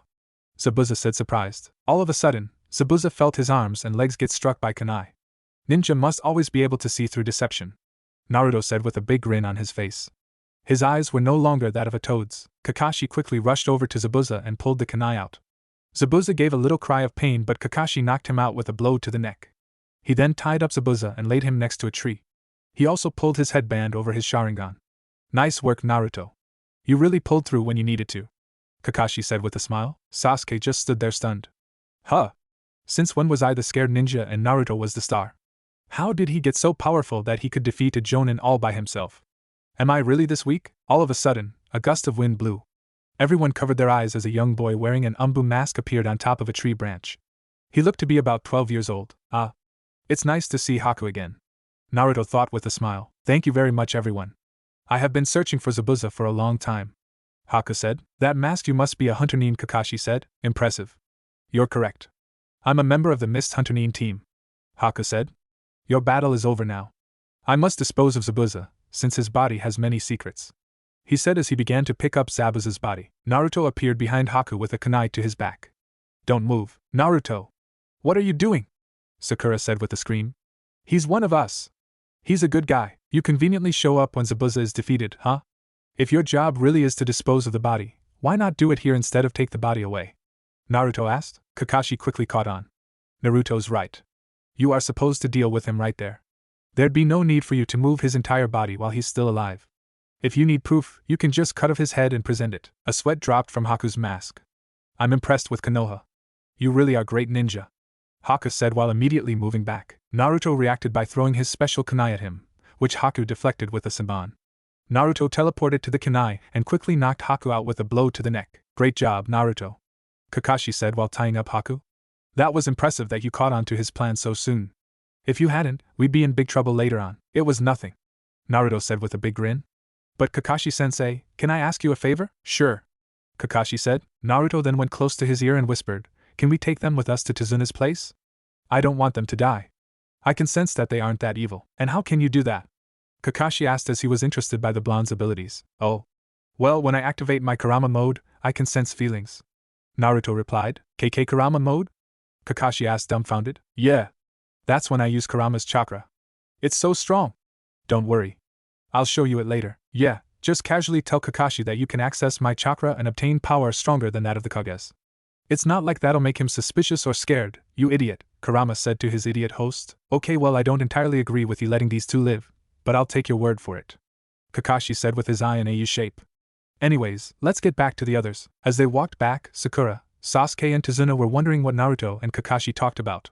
But they figured they knew what it was about since they were bringing Zabuza and Haku with them. So remind me one more time. Why are we bringing the people who tried to kill me with us? Tazuna asked. Well, you're the one that lied about this being a simple C-rank mission. So I don't think it's in your place to be telling us how to run things here, Kakashi said with a smile under his mask. Fair enough, Tazuna replied with a sweat drop. Sasuke and Sakura didn't bother asking because they knew they wouldn't get a straight answer. They finally all reached Tazuna's house. Tazuna went and opened the door for everyone. Tsunami! I'm back! A young woman walked into the room. She looked to be 29 and she wore a pink shirt with a blue skirt. She had a really pretty face and a slender body. Father, you've returned. And is this your protection? The young woman asked. Yeah. Everyone. I'd like to introduce you all to my daughter Tsunami, Tazuna said. Team 7 gave their greetings while putting Haku and Zabuza down on the ground. Father? Why are those two tied up? Tsunami asked. Well, they are my assassins and I don't know why we still have them. What? Tsunami screamed. No. Not in my house. Take them outside, she ordered. Naruto didn't even respond. He just summoned a few clones and got them outside as fast as he could. I don't know how you Konoha ninja run things around, but we won't be having any guests that are trying to kill my father in this house. Understood? She said. Everyone just nodded. Good, she said happily. Everyone still sweated a little. Tsunami then went into the kitchen to cook up some food. Yeah, sorry about Tsunami. She's just been a bit protective since I've been risking my life to complete the bridge. No problem. I'll just go check up with Naruto, Kakashi said. With Naruto, Haku and Zabuza were beginning to wake up. They had been stripped of their weapons and Zabuza's injuries had been treated. What is this? Where am I? Zabuza asked as he awoke. Hi there, Naruto said with a smile. You. Untie me now, you brat. I'll unleash my full fury on you, Zabuza threatened. Bad choice of words considering how you're the one tied up, Naruto replied. What is it that you want with us? Haku asked. I just thought that it'd be nice to talk, Naruto said. Heh. You're an interesting kid. Fine, I'll play your game. Let's chat, Zabuza said. Kakashi then appeared out from behind the trees. I see you boys are having a nice time, Kakashi said with his eye in the U shape. Hey Kakashi-sensei. We were just getting to the good part, Naruto said. Zabuza. Why work for Gato? Heh. Isn't it obvious, brat? He's rich. No other reason I need, Zabuza said with a smirk. Yeah. But why would you sell yourself to this man just for money? Naruto asked. I think I can answer that, Naruto. You see, Zabuza planned a coup d'état a while back to overthrow the Mizuki. Unfortunately for him, the plan failed and Hunter were sent after him. Now, he's got the gall to try and do it again. But in order to do that, he needs money. Lots of money. And Gato is the key to getting it. Kakashi finished. I see you've done your homework at Kakashi? Zabuza said. Naruto then sat down and closed his eyes. He meditated for a little bit before a golden chakra cloak surrounded him. He pulled out Kurama mode. I think it would be better to continue the conversation like this, Naruto said with his red eyes. Kakashi felt overwhelmed. He never knew that Naruto would have this much chakra at his disposal. It feels as though he had become stronger than him. It was a bit to take in. Zabuza and Haku had a different reaction. They couldn't believe that this brat had this much chakra. They both dropped some sweat. Oh, don't worry. I'm not using this to threaten you. I just need to use this to know what you're feeling. Now let's continue this conversation. Zabuza, why do you want to overthrow the Mizuki? Naruto asked. Zabuza calmed down a bit. His situation hadn't changed from a few moments ago, so there was nothing more to be scared of. You probably wouldn't believe me even if I told you. The point of me going into this state was so I can tell if you're lying or not. Now please continue your explanation, Naruto said happily. Heh. I like your style, kid. Well, here's my story. I don't have an evil motive trying to get rid of the Mizuki. The fourth Mizuki, Hyuga, hadn't been acting like himself. He was levying the taxes and not making any policies to help the poor, whatsoever. He used to be a fair Mizuki, but a few years back, he changed. That's why I decided to try and overthrow him. It's obvious that the Mizuki shouldn't be granted that kind of power and cause this kind of turmoil among everyone. You say that, but by working for Gato, you're doing practically the same thing to these people in the Wave Country. You're no better than Mizuki, Kakashi said. Don't compare me to him, Zabuza yelled. Well, why don't you put yourself in our shoes? Aren't we basically doing the same thing? Naruto asked him. There was a long moment of silence. Zabuza was at a loss for words. You were so intent on getting the money you needed that you lost sight of what you were doing. Are you really proud of yourself? Naruto continued, I'm just a shinobi. I'm just a tool for others to use. Zabuza replied, tools don't think. You are more than a tool. You're human. It was your idea to get rid of the Mizuki, so don't tell me you're a tool. Naruto yelled, heh. Zabuza didn't know what else to say. This little kid just opened his eyes to what he was doing. Kid, you talk too much? Zabuza said with a smile, but you're not denying that I'm right. Naruto said with a smile, heh. Zabuza just said, well, now you have the chance to change. Why don't you help us? Naruto asked. Kakashi then pulled Naruto back behind the trees. Naruto. What do you think you're doing? Don't forget. These guys are our enemies, Kakashi-sensei. I have the power to sense feelings. I know if he's planning on betraying us. He's genuinely changed. Also, I don't think that he was that wrong about the Mizuki. You know who might be behind it. What makes you think that? Kakashi asked. I know that Yugura isn't the Mizuki anymore. But I don't think Yugura was that bad on his own. He was the Jinchuriki of Isabu. Naruto said, Isabu? Who's that? Kakashi asked curiously. Oh. That's the name of the Three Tails. Kakashi still looked a little confused. Oh. Kurama knows his name, said Naruto with a smile. Ah. I see. Kakashi replied. He then thought of Rin when Naruto mentioned the Three Tails. As I was saying, since Yugura was the Three Tails Jinchuriki, then it is very likely that he was being controlled. Remember, Uchiha and Senju powers can control the tailed beasts. Naruto said. That was a good deduction, Naruto. I'm really surprised with you. Kakashi said with a smile. What do you mean, Kakashi-sensei? Naruto asked uneasily. Well, it's just that ever since I became your sensei, you've been smart, collected, and helpful. That's completely opposite from the reports I received from the academy. Kakashi replied. I guess Kurama's had an effect on me. Naruto said. The fox began talking to Naruto in his mind. Hey Naruto. When do you think we should tell someone that you're from the future? I don't think that would be such a good idea. People will think that I'm crazy, the blonde thought, I guess. But it's going to get hard to explain why you're so mature. Imagine what we'll have to say when you use your Rasengan for the first time, eh?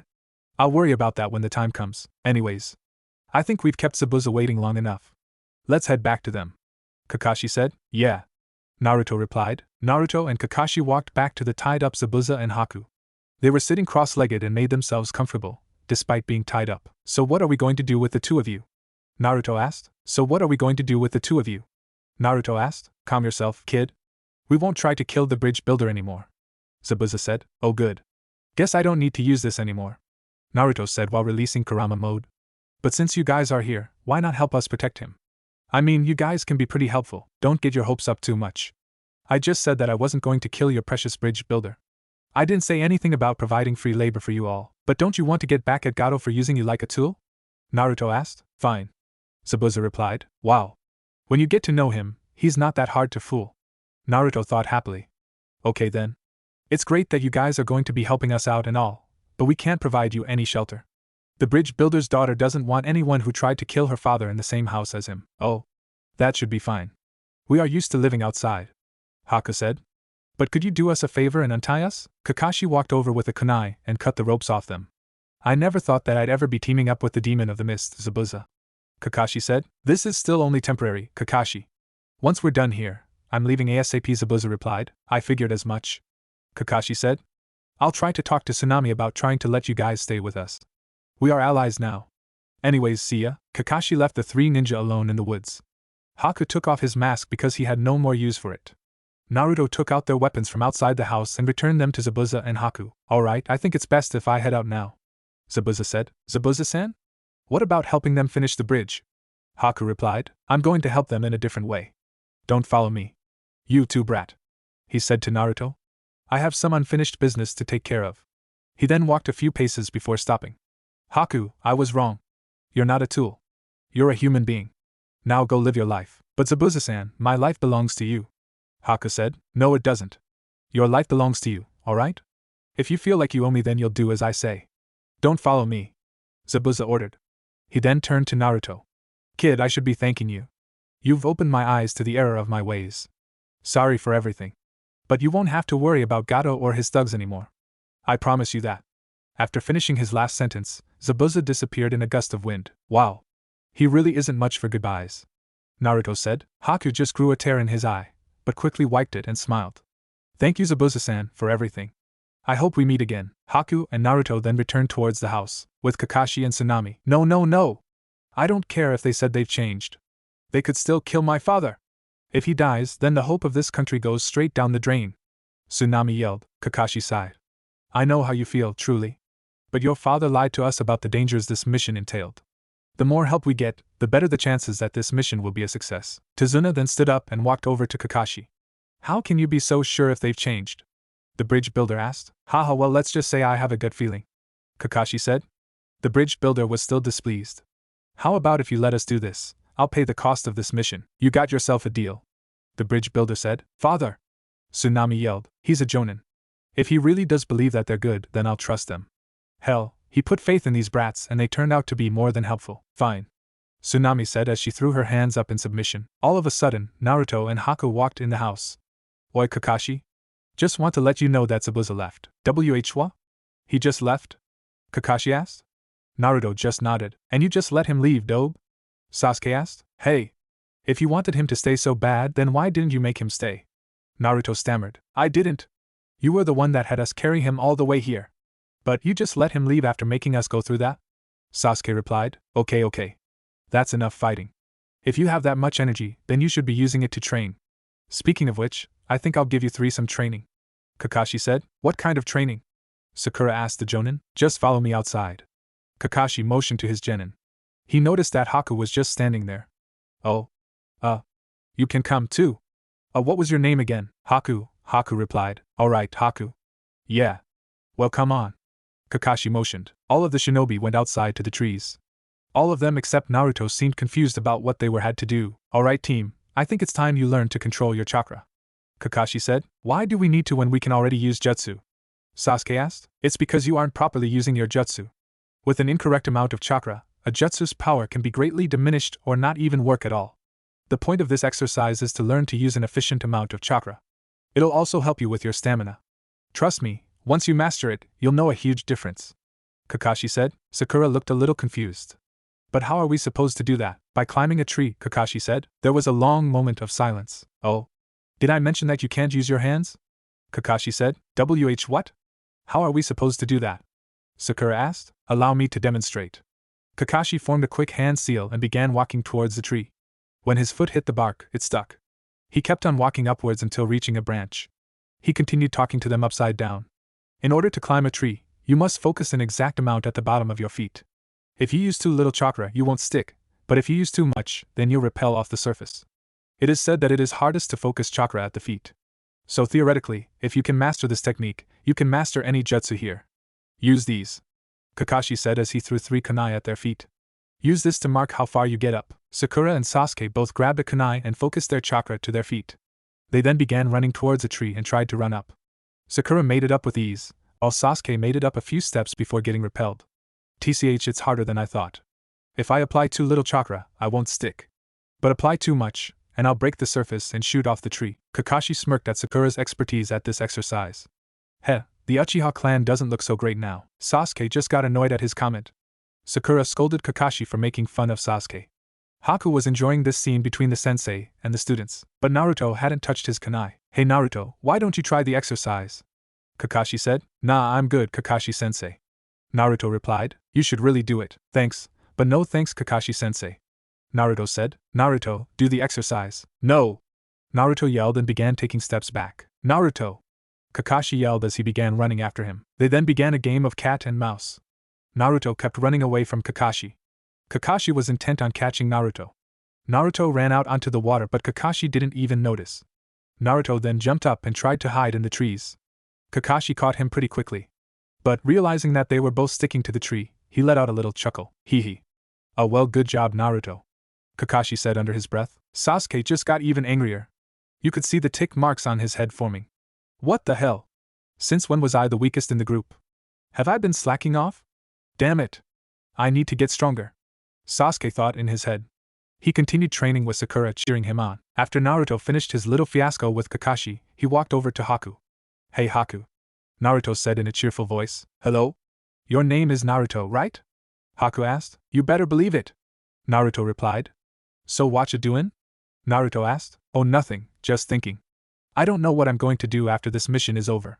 I usually just followed Zabuza's orders. Now that he's gone, I don't know where I'll go. Oh. Well, you don't have to worry about that, You can come with us to Konoha. I'm sure the Hokage will be willing to admit you in as a shinobi. He's not as bad as Yagura was. Naruto said with a wink. I see. Well, thanks for the proposition. I'll gladly take you up on your offer. Haku replied. No sweat. Naruto said, with Zabuza. Zabuza had made it back to Gato's base. He stood outside as he saw Gato and his bodyguards enter the odd building. He knew he had what he had to do. All of a sudden, he summoned an immense amount of chakra. He then summoned a few water clones and surrounded the structure. All of the clones went through a series of hand signs and then yelled out, Water Style, Water Dragon Jutsu. All of a sudden, the base was attacked by several water dragons. The base was thrown into some sort of torrential tsunami. Many ninja died within that building. The building looked destroyed. There was debris everywhere. Yet, in that debris, there was a short man clinging onto a wooden board. He wore glasses and an expensive suit. Unfortunately for him, his guards were all dead. Zabuza walked on the water and slowly made his way to Gato. Hey there, boss. Zabuza said with a smirk. What do you think you're doing? You're not supposed to be attacking me. You're supposed to be killing that damn bridge builder. Gato yelled. There's been a slight change in plans. Zabuza said while lifting his sword. And then no. PP please. Don't do it. I can pay you a very handsome price. Why, you'll be a very rich man. Just please don't do it. Gato pleaded with a pale face as he eyed the executioner's blade. Heh. You're a smart man, exchanging money for your life. I'll gladly take your money. Zabuza said. Gee good. It's in the vault under this debris. Gato said with a sigh of relief. Great. But Gato. Zabuza said. Gato tensed at the sound of his name. You made one big mistake. I'm not a man, I'm a demon. Zabuza said as he lifted his huge sword. And then knew. We had a de Gato's last few words were cut off, along with his head. Be grateful that your blood will be a part of my executioner's blade, Zabuza said to the dead Gato. Zabuza then went through the debris to find the vault and take his money. With Team 7, Sasuke had mastered the tree climbing exercise. It had taken him a few hours, since he was driven harder by the fact that he had become dead last. Haku was talking to Sakura about medicinal herbs and which ones worked best. He also cleared up the fact that he was a boy to her. Sakura didn't think boys knew anything about medicine. Naruto got his chance to talk to Inari and tell him that one should only cry when one's happy, and Tazuna was able to complete the bridge without any more problems. He had no idea why Gato hadn't sent anyone to attack him, but he was grateful. The bridge had finished a lot sooner than expected thanks to Naruto's shadow clones. Dozens of clones really make the difference. After Tazuna finished his bridge, Team 7 decided that it was time to head back to Konoha. Everyone was grateful to the shinobi for helping them complete their bridge, and they were giving them farewells. Bye Naruto. Visit soon, Inari said as he waved goodbye. Yeah. Don't worry. I will. And remember what I said about crying. Naruto yelled at him. I won't forget, Inari said as tears began forming in the corner of his eye. Naruto, Sasuke, Sakura, Haku, and Kakashi then continued walking. Hey Tazuna, now that we've finished the bridge, what will we call it? A worker asked. I have an idea. Tazuna thought as he looked at Naruto's back. Why don't we call it the Great Naruto Bridge? Everyone loved the idea. Naruto walked with his team back to the village. During the trip back, it was complete silence. Well, Kakashi was busy chuckling while he read his little book. Sasuke was trying to ignore all of Sakura's annoying questions but answered some. Haku was wondering what Konoha was like. Ironically, Naruto was actually the only silent one. After a few hours, Team 7 and Haku arrived back at Konoha. Kakashi had to explain to the guards that Haku was with them. The guards were pretty skeptical, considering that Haku had a headband of the Hidden Mist Village, but they gave Haku clearance. They all then walked for a bit, until Kakashi told Sakura and Sasuke to head home for the day. They'd receive their pay tomorrow. Kakashi told Haku and Naruto to follow them to the Hokage's mansion. Oh. Naruto thought. Why does he want me to go too? Beats me. It might have to do with the fact that you're stronger than he ever predicted, and you took out a Jonin on your own. Kurama said, but I used the Hiraishin no Jutsu. That should make it easy to take down lots of ninja. Naruto argued. Then maybe it's the fact that you used my chakra. I don't have all the answers.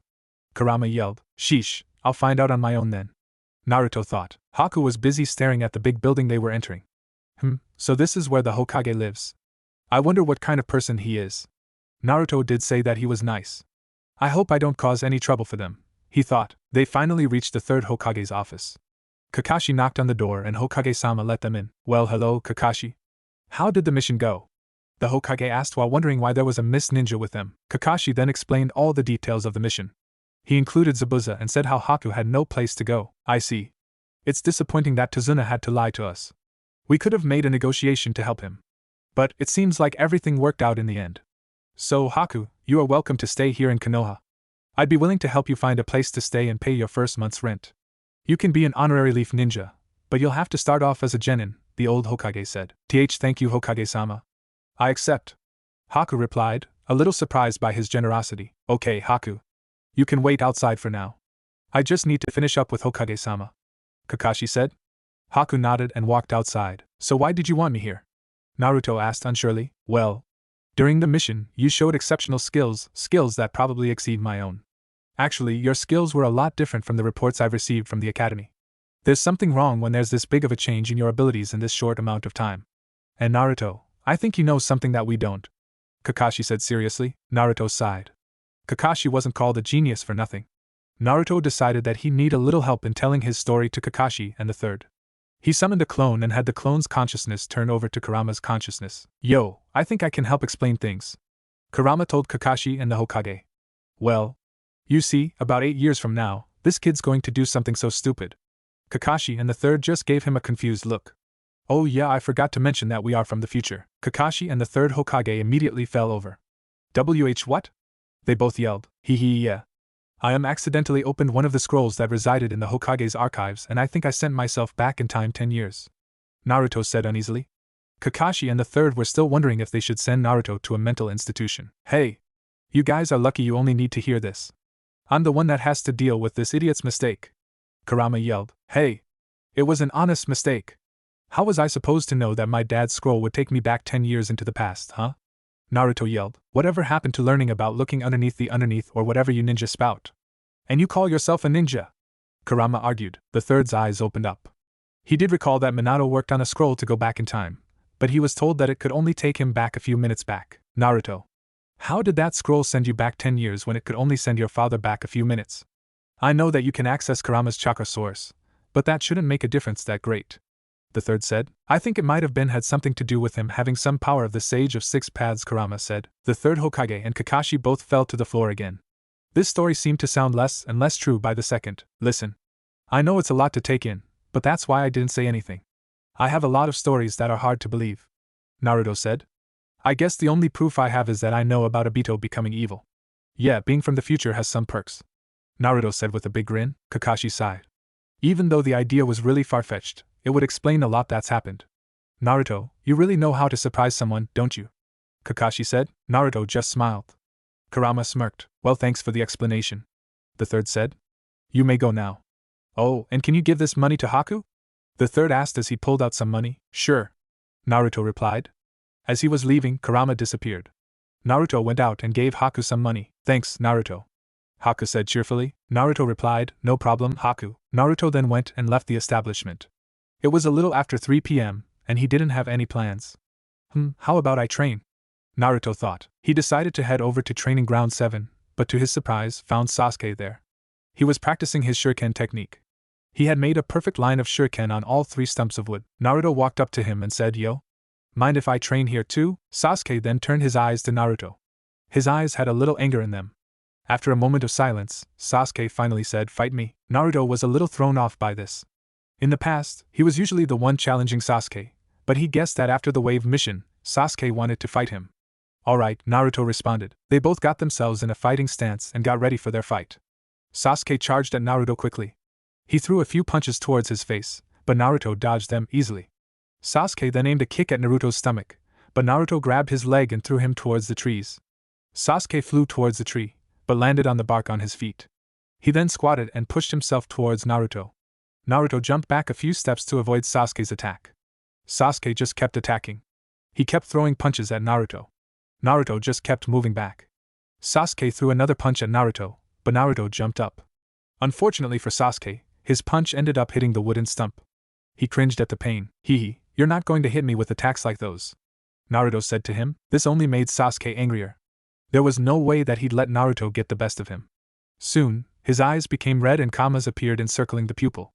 On his left eye, there was only 1 comma, but on his right eye, there were 2 commas. Sasuke then began attacking Naruto with more punches and Naruto had to actually block most of them instead of dodge. Sasuke managed to grab a hold of Naruto's clothing, and he threw Naruto down to the ground. Naruto made a yelp of pain, but Naruto then turned into a log and he appeared a few feet away from Sasuke. Heh. You'll have to do better than that, Sasuke-chan. Naruto teased. Arg. Sasuke yelled. Fire style, Phoenix Flower Jutsu. Sasuke then shot many small fireballs at Naruto. However, Naruto dodged them easily. Naruto then threw a smoke bomb down on the ground and covered the area surrounding him with smoke. Then, a few shuriken were thrown at Sasuke, but Sasuke deflected them with a kunai. Ha! Is that all you got? Sasuke yelled at him, but the shuriken then turned into clones and struck Sasuke from behind. They then pinned Sasuke down to the ground. I win, Sasuke, Naruto said with a big grin. Sasuke just kept staring at the ground, dumbfounded. The Academy's dead last had actually beaten him. Not just beat him, but with ease. The clones disappeared and Sasuke sat up. He felt so ashamed of himself. Hey! Don't get so down on yourself, Naruto said. At least you have your Sharingan now. Sasuke didn't even realize that his Sharingan was active. He was a little proud of himself that he could finally activate his Sharingan, but he still couldn't stand being worse than Naruto. How are you so strong? Sasuke asked. Because I have a rival like you, Naruto said with a big grin. I don't have simple ideals as getting stronger than a rival. I need to get stronger. That's the only way to get my revenge. Sasuke yelled. Why do you want revenge? Naruto asked. Someone like you wouldn't understand, Sasuke said. I would probably understand more than you think. I'm not as dumb as I look, Naruto said with a smile. Sasuke was getting a little annoyed at Naruto's smiles. What are you trying to do, kid? Kurama asked Naruto. I don't want him to hate Itachi and have his childhood consumed by revenge. I want him to change earlier. It's what Itachi wanted, Naruto thought. Are you sure that's a good idea? Kurama asked, a little doubtful of his host's tactics. Naruto thought for a moment. I think if he knows, he'll be better off. Hell, he may not even go off to Orochimaru. Sasuke then spoke up. My brother, he decided to kill my entire clan, just to test his abilities. I lost everything. Now, I need to kill him to avenge my clan. Understand now, dope? Sasuke, someone like you should know that this story doesn't make much sense. I don't think that your brother did that to test his abilities. Naruto said. I was there. I heard him. Sasuke argued. Then why would he let you live? Huh? He wanted to test his abilities, right? Then why leave one measly Uchiha alive? Naruto asked. He wants me to get stronger so that I can be a challenge to him. Sasuke said. Then why did he kill all the other children? Why only let you live? Is it a test to his abilities to kill every child of the Uchiha clan but you? Naruto argued. Naruto was making some sense. Why was he left alive? When Sasuke was younger, he couldn't believe that his sweet brother would do something like that. But my brother lied to me. He said that he pretended to be a good big brother. Sasuke yelled, anger boiling. You said that your brother was a liar. How do you know if he wasn't just making up a lie to make you hate him? If that's true, then the only explanation was that he loved you. That's the only reason why he couldn't kill you. He couldn't do it because he loved you too much. Naruto said. I highly doubt that a ninja of his caliber would test his abilities on the Uchiha. Maybe kill the elite, but why the kill young children? Has your anger really blinded you so much? Naruto asked. Sasuke then broke down. His eyes filled with tears. Was he wrong? He then remembered the night of the attack. It was when Itachi was leaving the village. Sasuke had chased him a little and had awakened the Sharingan then. Both of his eyes had a comma in each. Sasuke threw a kunai at Itachi and his headband fell to the ground. Itachi put his headband back on and looked at Sasuke one last time. Only this time, he was crying. Sasuke had thought that he imagined Itachi crying, but now it seems like it made sense. He punched the ground. He was ashamed of himself for being fooled by his brother. One thing was for sure, he'd have to confront Itachi and find the truth. He needed to know why his brother did what he did. He knew now that it wasn't for that selfish reason and that Itachi probably knew something he didn't. Sasuke felt a little reborn, like his burden of hatred had subsided a little. When Sasuke looked up at Naruto, his eyes were Sharingans, but both eyes had 3 commas in them. Heh.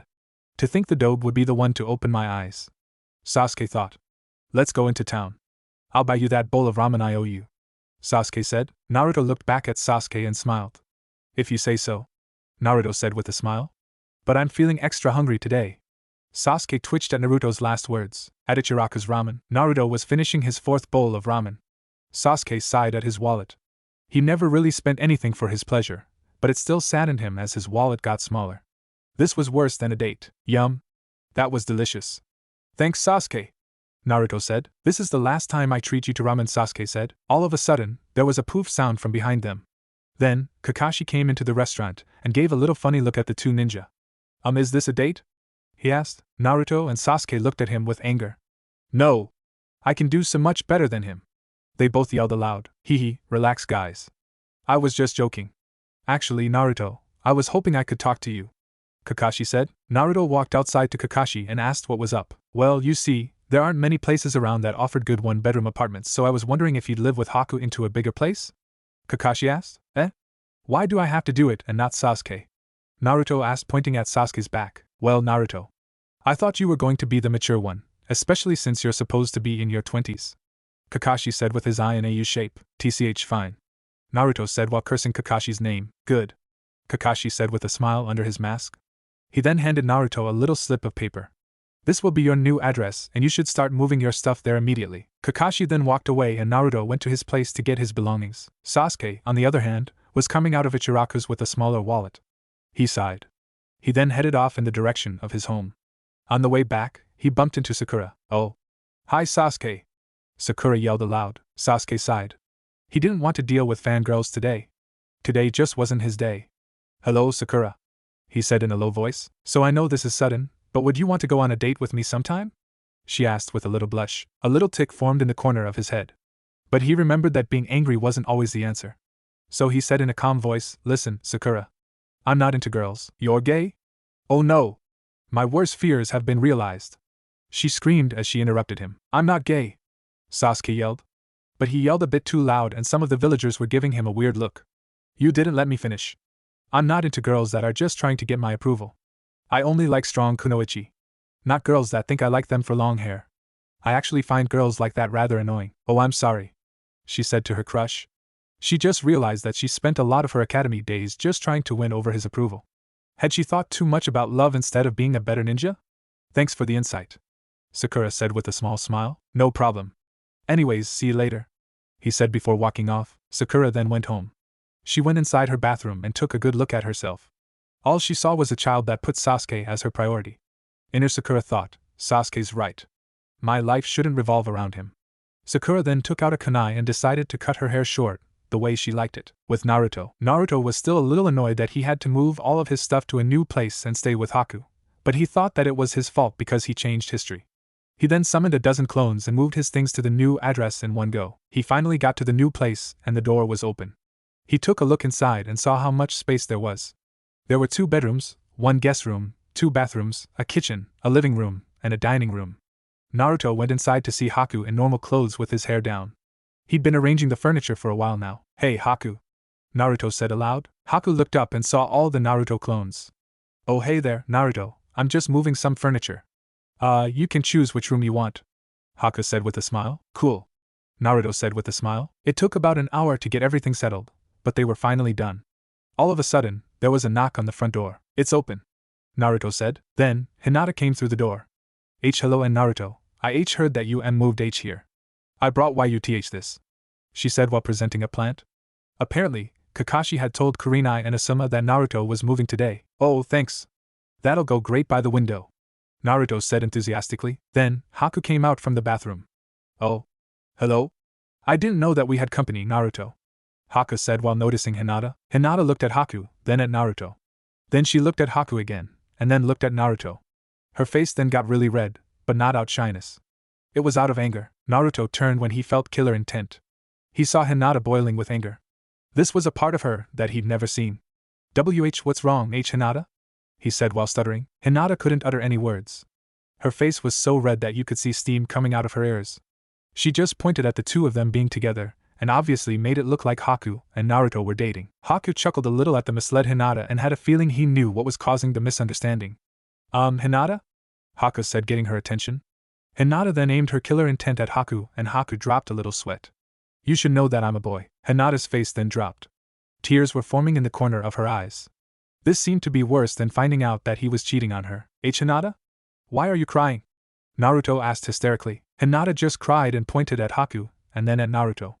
Naruto couldn't make out what she was saying, but he soon put 2 and 2 together. Apparently Haku only helped make an even bigger misunderstanding between them. Hinata, I'm not gay. Kakashi-sensei just asked me if I could move in with Haku so that it would be easier to pay for rent, Naruto said. Hinata heard what he said and then got extremely embarrassed. She made a huge scene in front of Naruto over a huge misunderstanding. Her face got a little red and she fainted. Naruto sighed as he picked up the unconscious girl and laid her on the sofa. Haku looked at him, a little confused. I'm guessing she's one of your important people? Haku asked. Naruto nodded. You can say something like that. She's my girlfriend. Ah. She seems nice, Naruto. Haku said with a smile. Naruto then smiled at the unconscious Hyuga girl. Yeah, she really is, he said. A few hours passed and Hinata woke up.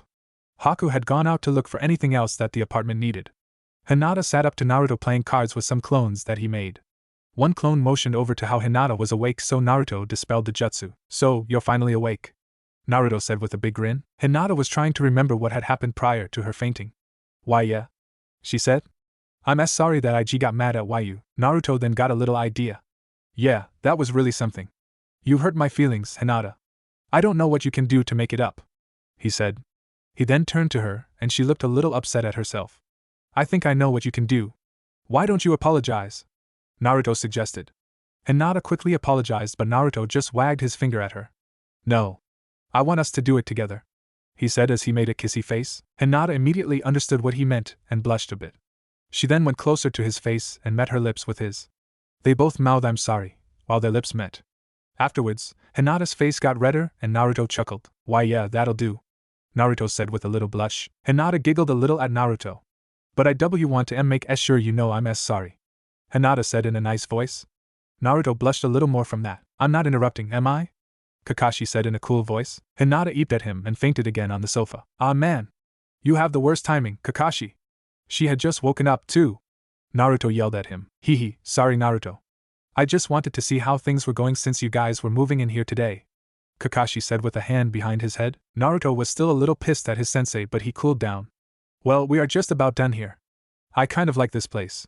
It's a lot roomier than my last apartment, Naruto said with a grin. Ah, that's good. I also wanted to let you know that we were going to have dinner tonight with Team 8 and Team 10. Make sure to tell Haku, Kakashi said. Wait, why am I telling Haku? Naruto asked. Oh, I forgot to mention that Hokage-sama made Haku a part of Team 7. Kakashi said innocently. What? What happened to a 4-man cell being crucial for stealth and stuff? We are the only team that has one extra member, Naruto yelled. Yeah, but it makes for better teamwork. And are you really that much against Haku being on the same team as you? Kakashi asked. Naruto thought for a minute. I guess not. It's just I thought he'd go with another squad.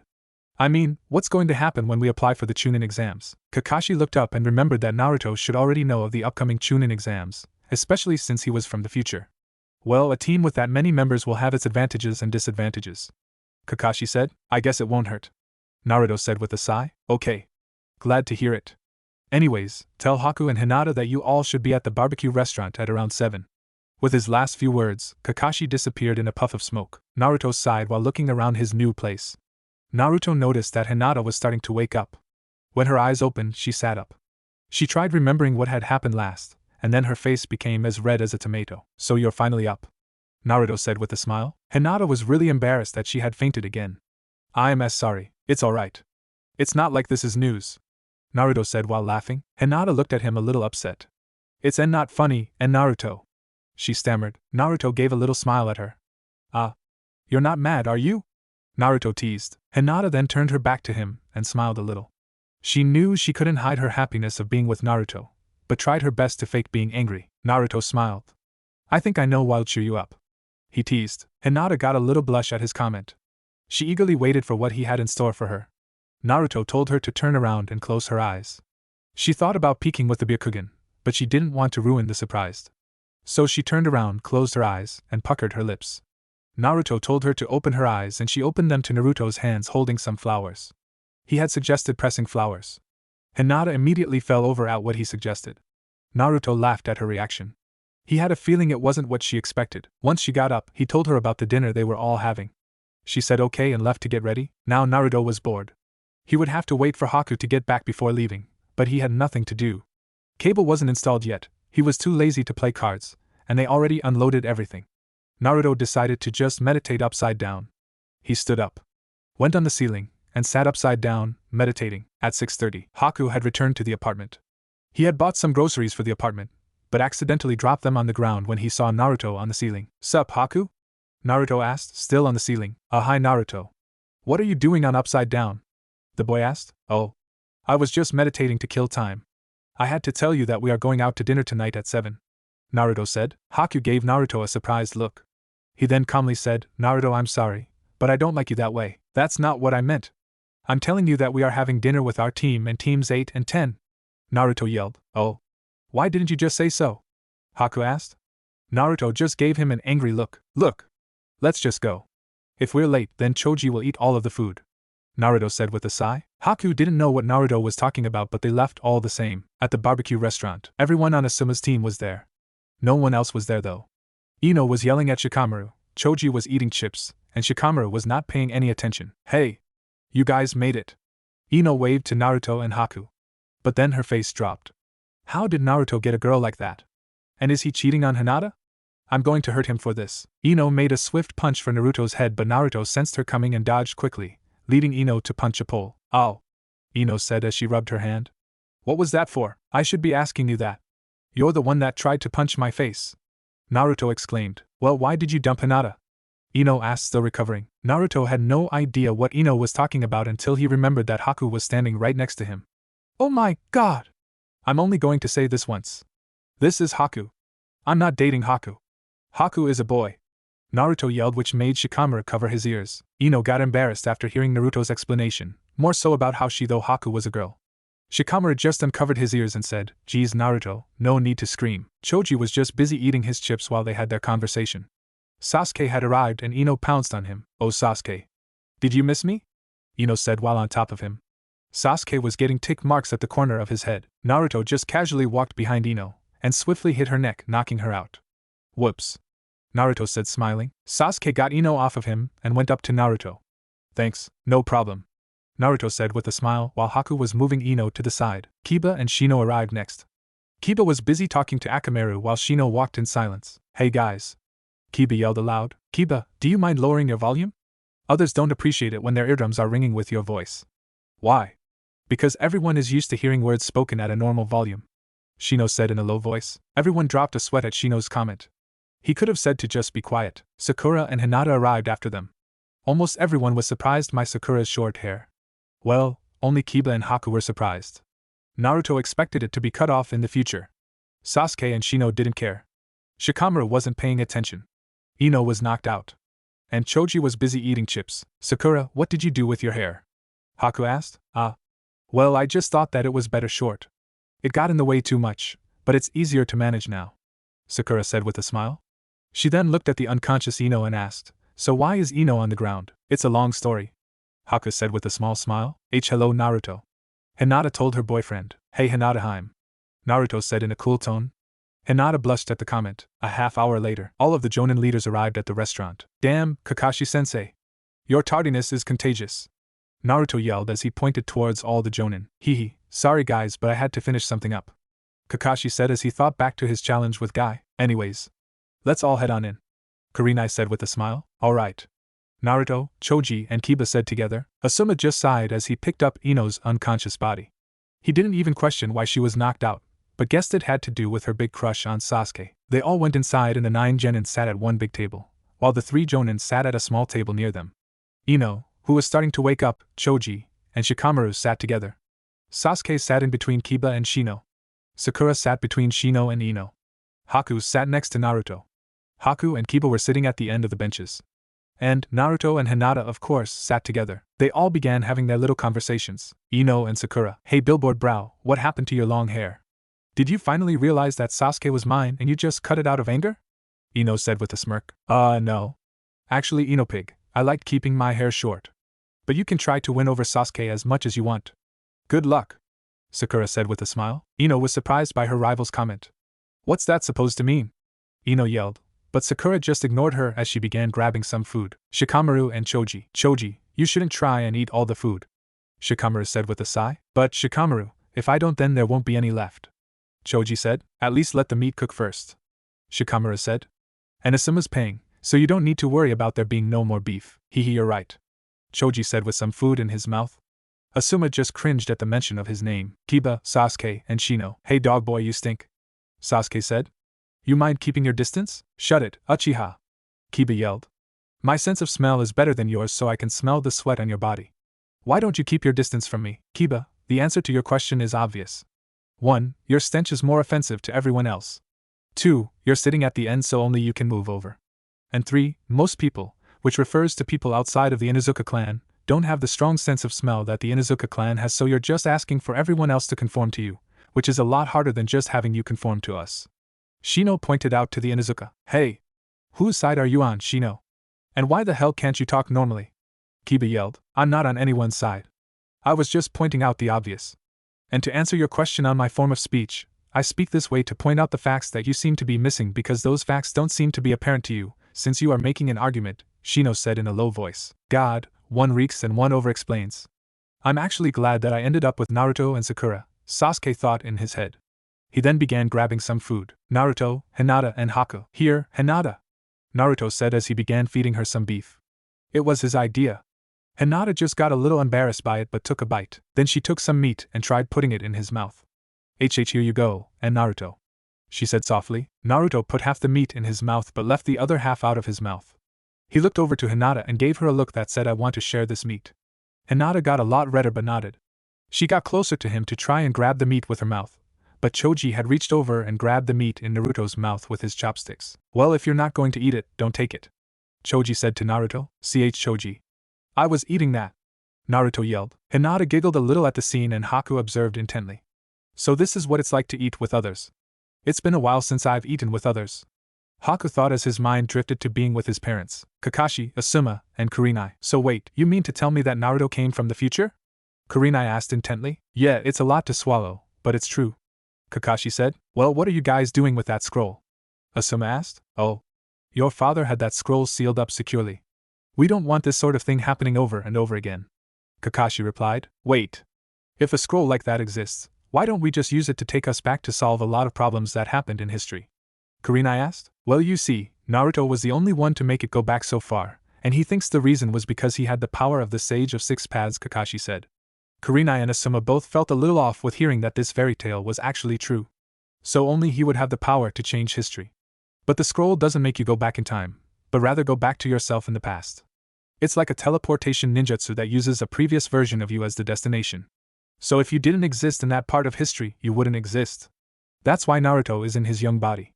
In addition, we don't know the effects that'll take place if we change anything. It really is a troublesome scroll, Kakashi said. Makes sense to me, Asuma said. I mean, even if we go back in time, if we go back too far, we may be in a part of history when the scroll didn't exist. Hell, who knew that the fourth had a scroll as powerful as that? Well, we shouldn't worry about it. Anyways, let's eat, Kakashi said with a smile under his mask. Asuma and Kurenai got excited because they thought that they'd get to see what was under Kakashi's mask, but Kakashi just quickly ate with his back turned to them. They just sighed. When it was time to go, everyone said their farewells. Everyone went off in their teams. Then, they all went home. Naruto and Haku went to their new apartment. Naruto started the conversation on their way back. So, Haku, how did you like dinner? It was alright. I liked watching you all, Haku said happily. Hee, Naruto said uneasily. Well, it's good that you had fun. Yes. And I believe you were enjoying yourself, too, Haku said. Yeah, I had lots of fun. But it's going to be boring tomorrow, Naruto said with a sigh. Why is that? Haku asked. Well, we are still a team of Genin. So we are going to still have to do simple D-rank missions.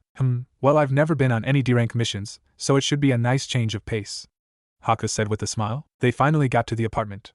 They were both tired from today. They both said goodnight to each other and went to their respective rooms. Tomorrow was going to be a long day. The next day, Naruto woke up with a yawn. It was early. A little before 7 a.m. Naruto scratched the back of his head as he began getting out of bed. He went to his bathroom and relieved himself. Then he went to the kitchen to hear someone was in the shower in the other bathroom. It must be Haku. I'll just make us some breakfast, Naruto thought as he started making some rice and preparing some miso soup. He then went into the refrigerator and got some vegetables and some meat. When Haku got out of the bathroom, the food was already done. Naruto set the table for him and Haku. Haku came into the room to see that Naruto had made breakfast. Good morning, Naruto, he said happily. Morning, Haku, Naruto said as he began eating breakfast. Haku sat down and began having some breakfast. Wow. The food's delicious, Haku said. Hinata's really lucky to have you. Most people say I'm lucky to have her, Naruto said with a grin. Yeah, but you have some refining qualities. You're strong, dependable, unpredictable, and you can cook up a nice meal, Haku said. Thanks, Haku, Naruto said while smiling. They soon finished up breakfast. Haku offered to do the dishes while Naruto went and showered. When he got out of the bathroom, Haku was waiting for him.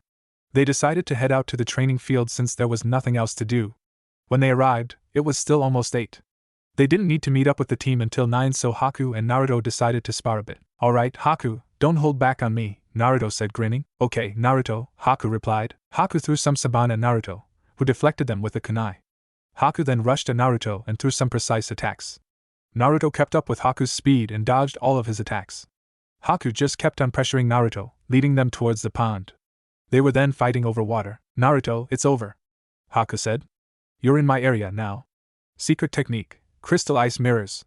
Soon, mirrors made of ice surrounded both of them. Naruto grinned at the jutsu.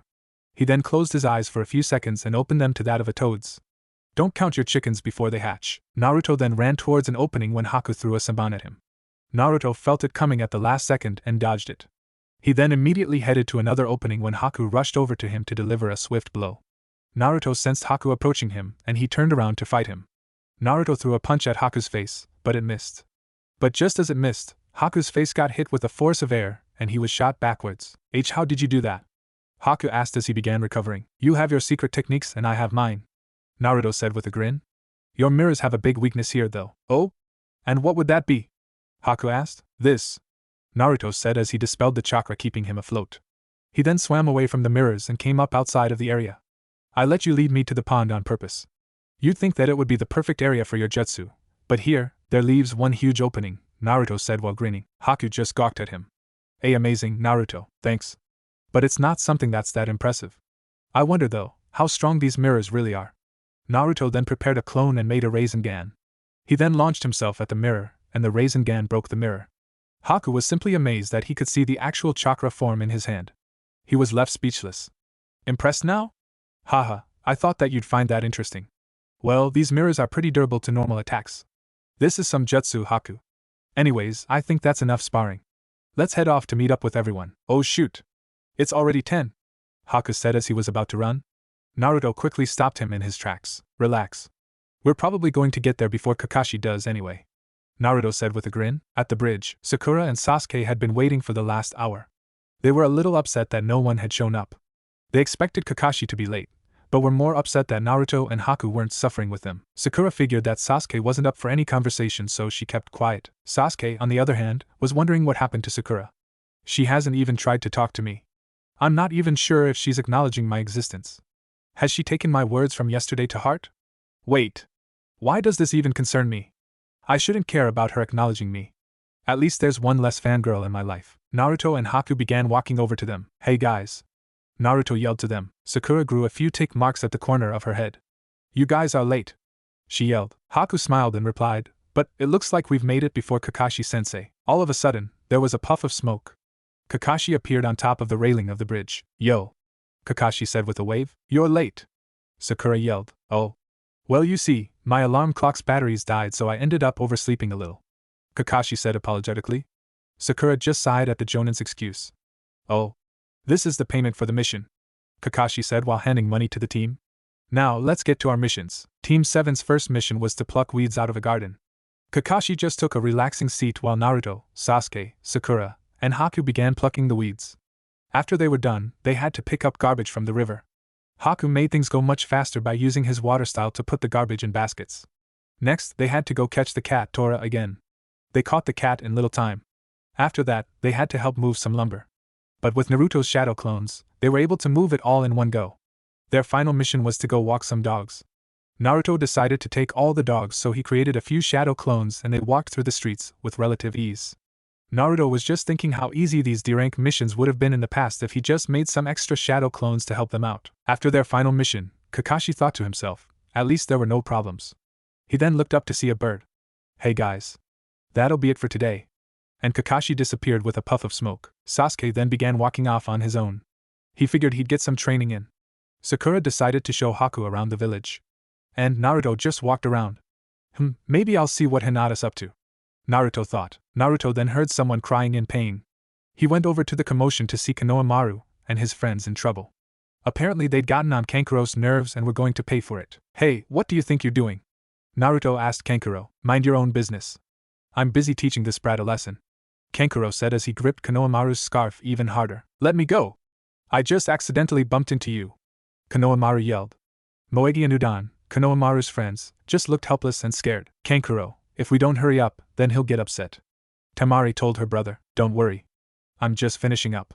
Kankuro replied. I never thought you Sand Shinobi were so low that you'd bully the weak. Naruto said with a smirk. What did you just say to me? Kankuro yelled at him. You want to take this kid's place? Oh, I'm so scared. Naruto said sarcastically with a smile. Arg. Kankuro yelled as he charged at Naruto, but he was struck by something in the head. It felt as hard as a rock.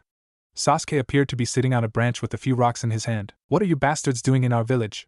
Sasuke said coldly. Kankuro looked pissed while Temari thought Sasuke looked handsome. Great. Now there's another guy that's pissing me off. Kankuro muttered. Get lost. Sasuke told him. You punk. Get down here. I hate show-offs the most. Kankuro told Sasuke.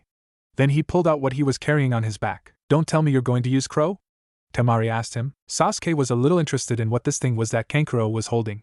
But then he felt a chill go down his spine, as if something unpleasant was nearby. Kankuro, stop it.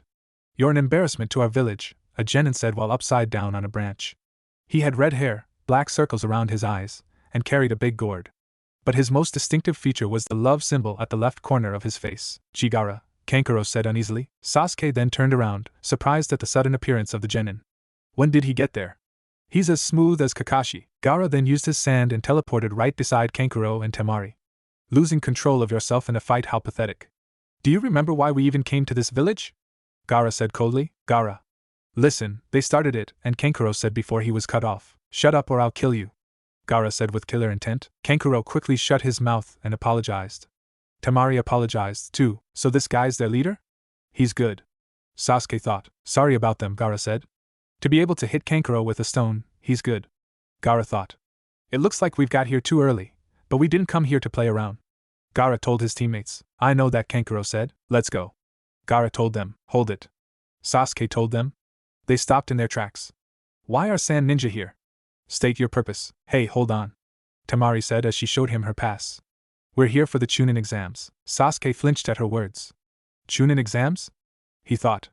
Sasuke then jumped down. Hey, what's your name? Who, me? Temari asked excitedly. No, the one with the gourd. State your name, Sasuke replied. My name is Gaara of the Desert. I'm interested in your name as well. Gaara told him. Sasuke Uchiha, Sasuke responded. Gaara then motioned for Kankuro and Temari to leave. After they were gone, Sasuke disappeared. Konomaru immediately ran up to Naruto saying, Whoa. You sure saved me there. I didn't do anything. Naruto said with a hand behind his head. You kidding? If it wasn't for you, I'd have a couple of black eyes right now, Konomaru said. Make me your student, Ehihe, Naruto said uneasily. He then formed a hand sign and disappeared in a puff of smoke. Wow. That's so cool. Come on guys, let's go find our master. Konomaru told Moegi and Udon. With Kakashi, you've been assembled for only one reason. Most of you already know what that is, the third Hokage said. It's already time, Kakashi said under his breath. I saw them already in the village. So when is it then? Genma said with a senbon in his mouth. In a week. The old Hokage replied. Wow, that soon? A Jonin asked. I'll announce it properly. 7 days from now, on the first day of the 7th moon, the Chunin selection exam will commence. The third Hokage said. So let's get this over with. First, we'll hear from those who are watching over the new Genin. Asuma, Kurenai, and Kakashi all walked forward. The third Hokage let out a puff of smoke before speaking. Kakashi, Kurenai, and Asuma, well? Are there any Genin that you'd like to enter in this Chunin selection exam? After a Genin has properly completed at least 8 missions, they may take the exam if nominated by their sensei. Of course, completing more missions than that is normal. If they completed less, there may still be exceptions. Iruka stood there watching. He doesn't even need to ask them. They aren't ready. Iruka thought. Team 7, consisting of Naruto Uzumaki, Sasuke Uchiha, Sakura Haruno, and the team's newest member, Haku under the name of Kakashi Hatake. I nominate all 4 of them to take the Chunin selection exam. Kakashi said. Iruka was so shocked by this. Team 8, consisting of Kiba Inuzuka, Hinata Hyuga, and Shino Aburame under the name of Kurenai Yuhi. I nominate all of them. Kurenai said. Team 10, consisting of Ino Yamanaka, Choji Akimichi, and Shikamaru Nara. I also nominate all of them. Asuma said with a cigarette in his mouth. All of them. How rare, Lord Hokage said. Hold on a second. Iruka yelled. Yes, Iruka? The third asked. Lord Hokage, if I may, most of these Genin were students in my class. Of course they are all very talented, but it's too early for them to take the exam. They need more experience. I can't understand the Jonin's reasoning. Iruka said. Kakashi looked up at Iruka. I became a Chunin when I was 6. Naruto's not like you. Iruka stammered. Kakashi looked at the third Hokage. Naruto's secret was kept only between the Jonin and himself. They didn't want this to spread. Kakashi then looked back at Iruka. You should have more faith in these students. They may even surpass me, Kakashi said with a smile. Stop joking, Iruka yelled. Kakashi's face then became serious. Iruka, I can understand your feelings, but these genin are no longer your students. They are a part of my squad and I'm their commanding officer. If I say that they're ready, then they're ready, Kakashi said coldly. Alright everyone, that's enough. Let's continue with the genin with a year of experience, Lord Hokage said. After the meeting, Kakashi walked over to Iruka. Hey. I'm sorry if what I said made you upset, but I'm their sensei. I know if they're ready or not. I still can't agree with your decision, Iruka replied. Okay, well how about this? You can test them yourself to see if they're ready for this, Kakashi proposed. Alright then, if you're so confident in them, then this should be a piece of cake for them, Iruka said. Okay. You'll do it after I give them their permission slips, Kakashi said. With Naruto, he'd spent the last hour trying to hide from Konomaru and his squad. He's been pretty good at finding where he was. He saw Hinata in the corner of his eye. Naruto moved to her position quickly. Oi, Hinata, Naruto said with a smile. Hinata turned around to see her crush behind her. Her face got a small blush as she replied, Hi, and Naruto. So, what are you doing now? Naruto asked the shy girl. Oh, well, we just finished up our missions for today, she replied. Great. Naruto yelled aloud. Let's do something, Hinata. Whatever you want to do, Naruto said with a smile. Anything? Hinata asked. Naruto replied with a nod. Can WEF fight? Naruto was a little thrown off by her request. You want to spar? Hinata vigorously nodded. Okay then. Let's go. At the training ground, Hinata was really nervous. She was about to show Naruto her true self. But she couldn't be nervous now. This was too important. Naruto, on the other hand, didn't want to hurt his precious Hinata. He already knows of her abilities but was thinking about what he should do against her. Here I see come. Hinata yelled. She ran up to Naruto with her palm out. She sent a few jabs, but Naruto just dodged them all. She then threw in some kicks, but Naruto ducked under them. Hinata then threw a few more palm strikes but Naruto performed a few backflips. Wow. She's really trying hard, the blonde thought. Naruto then performed his signature move. Shadow Clone Jutsu. About 6 Naruto clones appeared. They all made a fighting stance. Here we go! They all yelled. Hinata readied herself. She watched as the clones surrounded her. She then ran up to one and struck a palm strike. That clone quickly disappeared. Another clone right next to her performed a slow kick below. Hinata easily jumped over the kick and kicked that clone in the face. She then threw shuriken at the clones until there was only one Naruto remaining. Hinata quickly ran up to Naruto and began throwing a few punches. Naruto just tackled her down to the ground. Naruto was then on top of Hinata as she laid there defenseless. That was fun, Naruto told her. You were amazing, Hinata. Hinata blushed at his comment. Why, you're right. Why you were taking it easy, and you still beat me so fast. Naruto sighed at her comment. He then got off of her and picked her up from the ground. Hinata, if I was serious, you'd be in trouble. Naruto then walked to the closest tree and held his hand up. A swirling sphere appeared from his hand. Hinata thought that it was a mini rotation in his hand. Naruto then struck the tree and the tree broke. Naruto then took out a kunai and applied some chakra. The kunai then got a sharp edge and Naruto threw it through a few trees. It went straight through them all. It stopped when it fell into the river. Hinata had just looked at him, amazed. She then smiled and thought, I always thought that you were amazing, Naruto. You're always trying your best, and you're always working hard. You really are amazing. She then walked up to him and held his hands. That W was so cool, and Naruto. Heh. I am pretty amazing, Naruto said while putting a hand behind his head. Hey, want to head back to the village? Hinata replied, oh okay. In the village, Naruto and Hinata were walking through the streets. Hinata noticed that they were getting some evil glares from the villagers. Hinata returned those looks with an angry look of her own. Hinata, what are you doing? Naruto asked. He actually thought that her angry look was cute, as if she was like an angry bunny. Hinata looked back to Naruto. Oh. The V villagers are giving angry looks. Naruto then smiled at her. Hinata, you don't need to worry about them. They're probably just jealous that I get to be with such an amazing girl, Naruto said. Hinata blushed at his comment. Hey, why don't we go get some cinnamon rolls? Naruto suggested. Oh okay. Hinata replied. Cinnamon rolls were her favorite. They found a nearby bakery. Naruto asked for a few cinnamon rolls. The cashier was going to say something, but saw that Naruto was with the heir to the Hyuga clan. The Hyuga brought a lot of business to this bakery, so the cashier didn't dare try and pull anything. Naruto and Hinata then walked to the park. Hinata quickly remembered something extremely important. Her eyes shot open with a little sadness. She then gathered up her courage and began to talk to Naruto. Hey Naruto? Hinata asked. What's up, Hinata? Naruto said while eating his cinnamon roll. Well, YUSC. And my father have found out that we were G going out and he wants to meet you, the shy Hyuga said. Hinata's flashback. Hinata had been called to her father's office. Hiashi Hyuga heard a knock on his door. He then activated his Byakugan and saw that Hinata was outside his door. Come in, Hinata, Hiashi told his daughter. Why you wanted to see me, father? Hinata told her father. Yes. Another member of the clan informed me that you've been going out with Naruto Uzumaki. Is this true? Hiashi asked. Why yes, father, Hinata said quietly. Hiashi just shook his head. This is disappointing. Not only did you not inform me of this, but you also decided to be with that low-class boy. I don't want you to associate yourself with this boy anymore. Do I make myself clear? But father, Hinata said before she was cut off. Just being associated with him brings down our clan's reputation. I don't want you seeing him anymore. Do I make myself clear? Hiashi asked in a more stern voice. Hinata just looked at her father and saw the seriousness in his eyes. But she wouldn't let her relationship with Naruto end because of her father. She'd waited a long time to have her dream of Naruto asking her out come true. Hinata took one deep breath and yelled, No! Hiashi was thrown off by his daughter's assertiveness. I will not stop seeing Naruto. You don't have the right to do that, Hiashi, recovering from his shock, said. Hinata, I'm your father.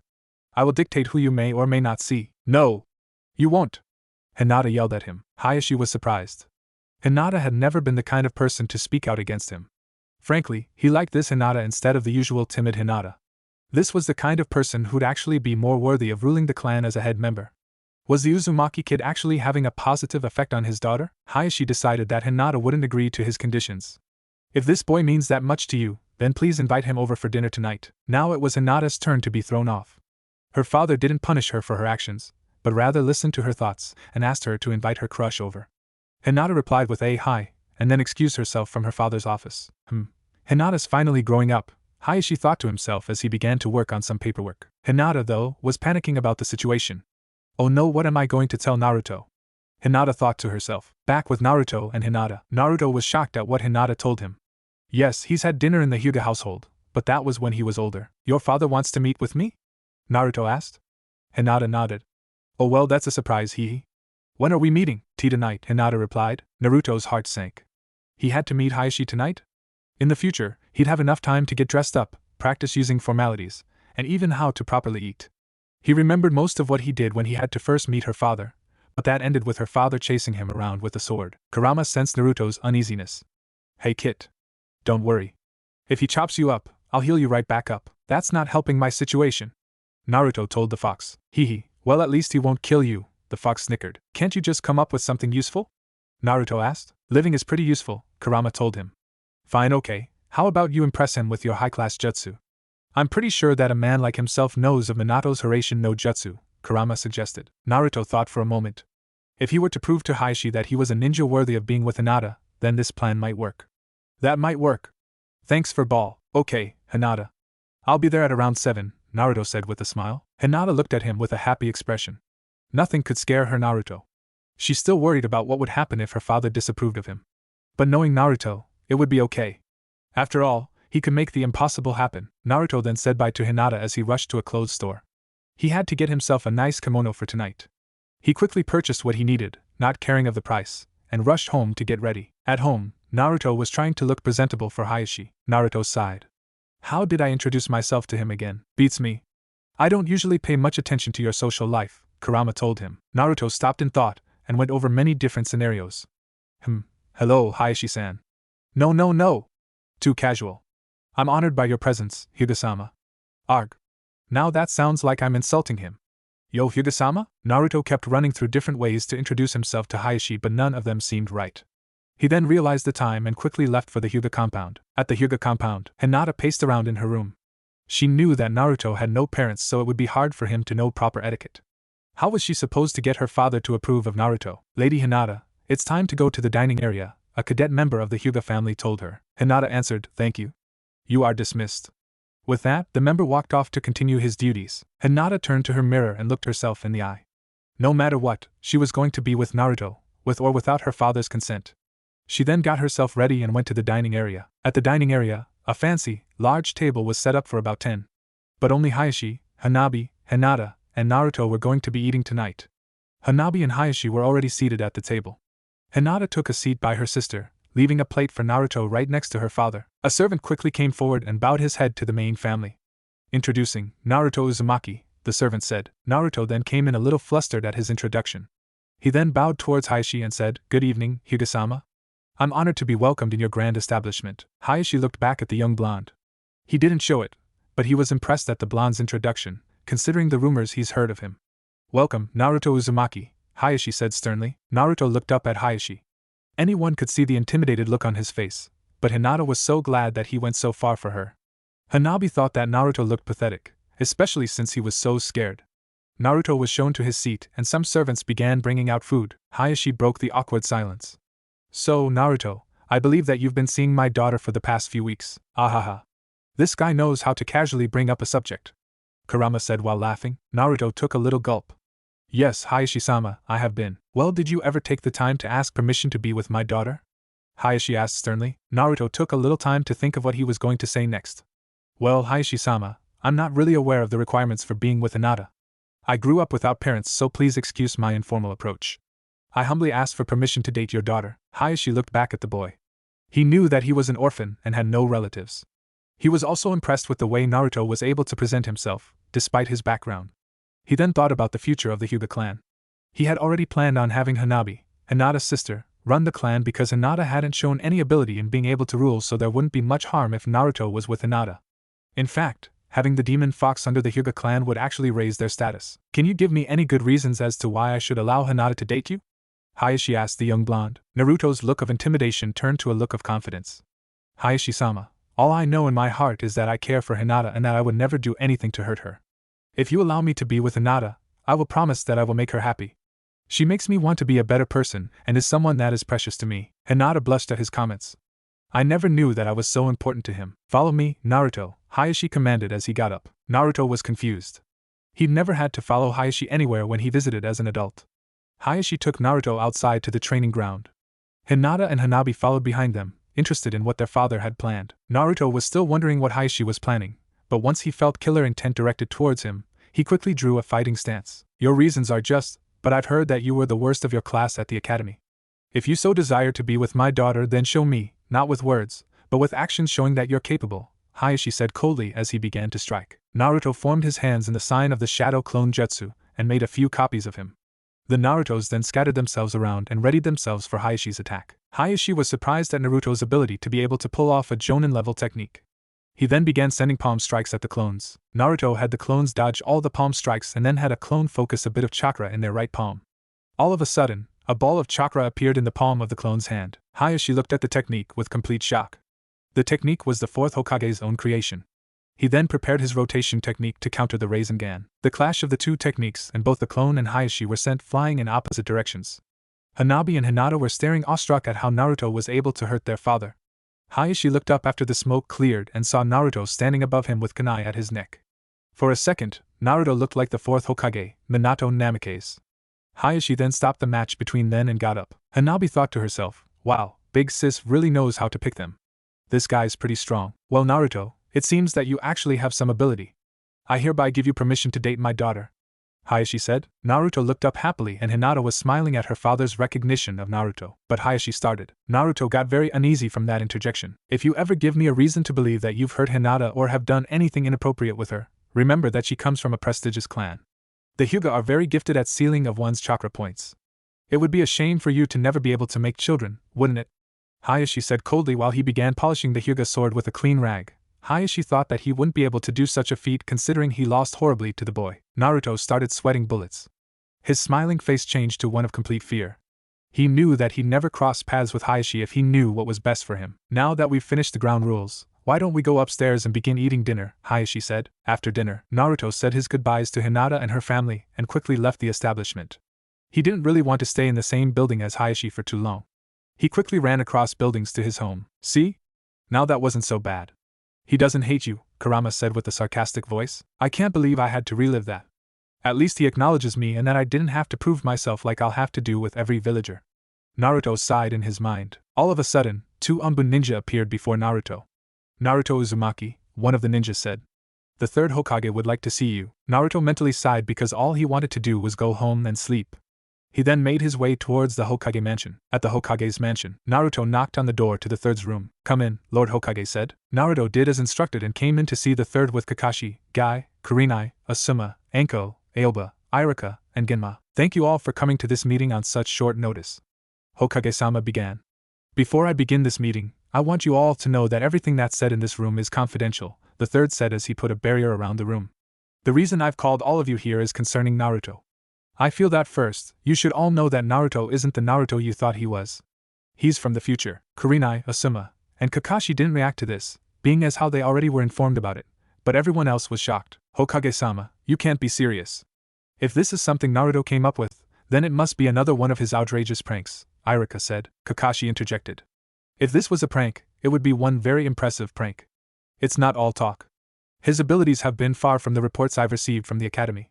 I know it seems far-fetched, but Naruto is telling the truth. How can there be a jutsu that powerful that it would send someone back in time?" Anko asked. "Actually, it is more of a transportation jutsu than a jutsu that sends someone back in time. Basically, it transports the person a certain distance over our timeline, but they enter and exit through their bodies, so you essentially transport yourself to an earlier event," the third Hokage said. "However, this jutsu only had the ability to transport someone back a minute or so at most, and that is only if they know the duration. Naruto, though, accidentally sent himself a few years back though." Naruto then spoke up. "Yeah, in the future, I obtained part of the Sage of Six Paths power, and he's been able to transcend both space and time. When I opened the scroll, I think that power allowed me to go back in time, but I somehow ended up here by accident." Iruka just looked at Naruto with pure shock. A new Naruto was standing before him. He wasn't the same Naruto that was the worst student at the academy. He was giving expertise deduction at a higher level than any genin. Did Naruto really come from the future? "Naruto, I want to hear it from you. Are you really from the future?" Iruka asked the young blonde. Naruto looked back at him. He knew that it would be hard to accept that he was from the future, and he felt bad that he had to keep it a secret till now. "Iruka-sensei, I really am from the future." Iruka looked back at him. He still couldn't grasp that the Naruto before him was almost as old as he was, but he just sighed. "So," Anko interrupted. "As much as I'd like to stick around and watch this mushy scene between student and sensei, I'd rather wrap things up. What are we going to do with the scroll? For now, it poses no threat. I've already securely sealed it in a safe location where no one will be able to easily find it. If possible, I'd like to make sure no one ever has to find out about this incident." Lord Hokage responded. "But Lord Hokage, I know quite a few people that would be interested in this technique," Anko said while putting a hand over her neck. "Wouldn't it be better to just destroy it? While you're right that this scroll would indeed attract attention, it poses no clear threat to us, seeing as how no one would be able to use it effectively except Naruto," Kakashi said. "So then you're saying that it's essentially useless? Then why bother keeping it? Isn't it just a waste of space?" Kurenai argued. "Although it may be useless as of this moment, it may serve purpose in the future. Now that Naruto's back in this timeline, the future's bound to change. Now, if it's for better or for worse, we have no idea. If the latter happens, then we might have to rely on Naruto using this scroll. It's kind of like a last resort," Kakashi said. The Jonin agreed with Kakashi's logic. He proved a very good point with what he was arguing. "Okay, now before I end this meeting, Naruto, is there anything you need to tell us that may be helpful in the future?" the third asked. Naruto thought for a moment, and then looked back at the old Hokage. "Well, to be honest, there's going to be an invasion soon. During the Chunin exams, the Sand will ally with the Sound Village and try and destroy the Leaf." The Jonin looked up with a serious look. "But why would the Sand try and take us out? We just spent a lot of time building our treaty with them," Lord Hokage said. "Orochimaru is behind this. He leads the Sound and he's tricking the Sand into helping him destroy Konoha," Naruto replied. The third Hokage just flinched at the mention of his old student's name while Anko put her hand over the curse mark on her neck. He should have known that Orochimaru would be behind a plan like this. "Naruto, is there anything else I need to know involving this matter or Orochimaru?"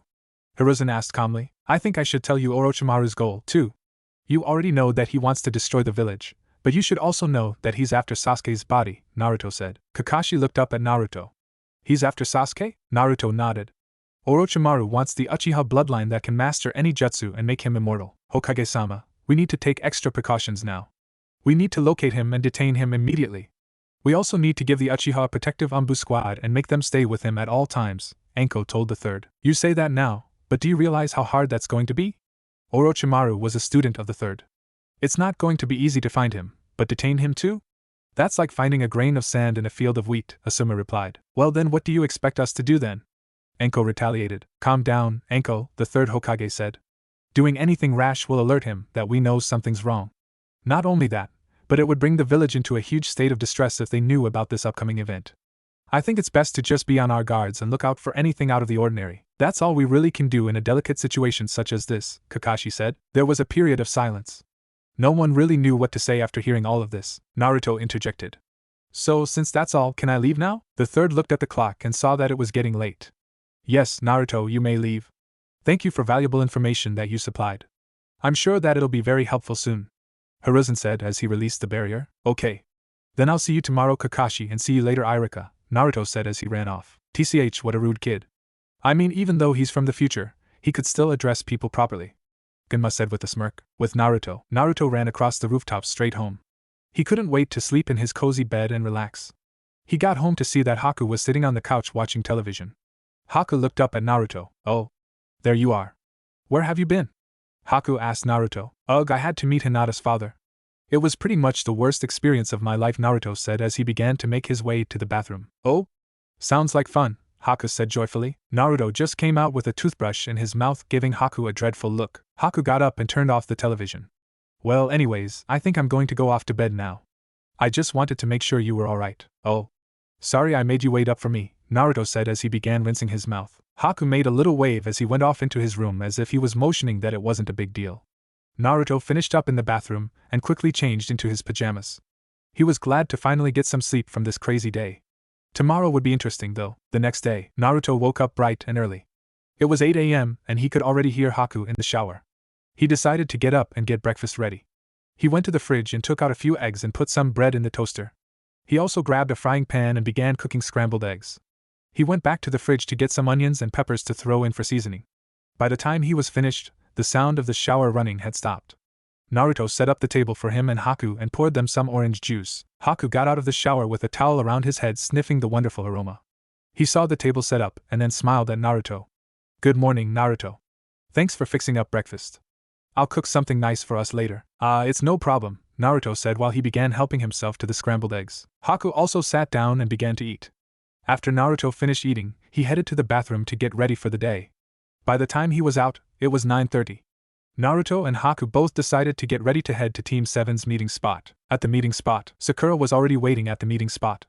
She was leaning against the railing of the bridge that they were supposed to meet at. Usually, she'd be thinking of how to make Sasuke notice her, but now she was only thinking of how she could be useful to the team. She had been studying some genjutsu scrolls last night, and thought that she was getting the hang of some difficult techniques. She wondered if she'd need to use it anytime soon. As she was wondering, she noticed Sasuke walking up towards the bridge. She gave him a nice hello, and continued on with her thoughts. Sasuke was just staring at her. He couldn't believe that she let him go so easily. She must have been doing this all as an act to get his attention. That had to be it. So Sasuke decided to make her pay some attention to him. He decided to walk towards the bridge gate, and stand upside down from the gate. Sakura just noticed him, and then just looked back at the clouds, still pondering her thoughts. Sasuke was really surprised that she wasn't staring at him in awe or something. Wow. She really isn't into me anymore. I mean, why should I care whether she likes me or anything? She's just a nuisance.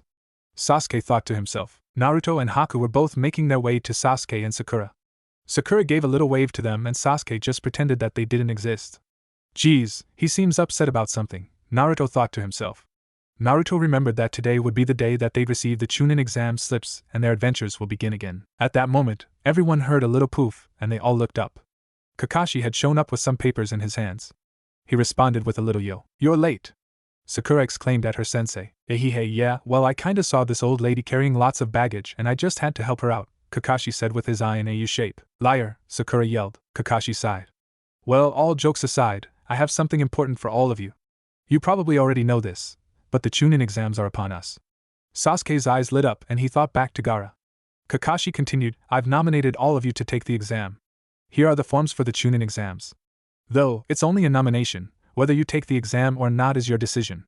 Those who wish to take it should sign those papers and turn them in at room 301 by 4 p.m. tomorrow. All the genin nodded as they took their forms. Though Sakura looked a little depressed when she took her form. Sasuke noticed this, but didn't say a word about it. That's all, Kakashi said as he disappeared like the wind. The four genin all started walking as they pondered to themselves about the Chunin exams. I wonder how things will turn out this time, Naruto thought. I need to make sure I do my best for my new companions, Haku thought with a sense of determination. Sasuke was looking at his form intensely. Whether I become a Chunin or not is unimportant. I need to cross this bridge to find my answer. Maybe I'll be able to fight Gaara, Sasuke thought with a smile. Sakura, on the other hand, wasn't as enthusiastic or happy as the others. She looked at her form with a little displeasure. Should I take this exam? I don't know if I'm ready for this. Even though the others are more than qualified, I've been lagging behind them. I'm not as strong as Sasuke or Naruto. Won't I just be a burden, she thought. Sasuke noticed that Sakura was more depressed than usual. Could she be thinking about not taking the exam? Sasuke stopped in his tracks and everyone else stopped to see what was up. Sasuke spoke up. Let's go to the training field. The exam is tomorrow. We should get in some training and work on our teamwork. Naruto looked at Sasuke, surprised at his words. Then he smiled and said, all right. Then let's go already. Haku nodded and followed them while Sakura looked at Sasuke strangely. Sasuke wasn't the one who'd spout anything about teamwork. Is this his way of telling me that we are a team and need to do this together? Sakura remembered when she, Naruto, and Sasuke took the bells from Kakashi. They weren't just mere students playing ninja. They were a team. Together, they made one impressive unit. Sakura quickly dispelled her doubtful thoughts about the exams and followed her squad. At the training ground, Sasuke led the team to their training ground. Sakura looked at the training ground and thought about how Kakashi-sensei told them the importance of teamwork. It was through teamwork that they were able to get those bells. So, Sasuke, it's rare for you to ask us all to train together, Naruto said with a sly grin. Why the sudden change of heart? Sasuke looked at them and smirked a little. I just thought that it'd be nice if we could all spar, that's all. Unless, of course, you're afraid that I'll just beat you. Naruto formed a little tick mark on his forehead. Him beat me?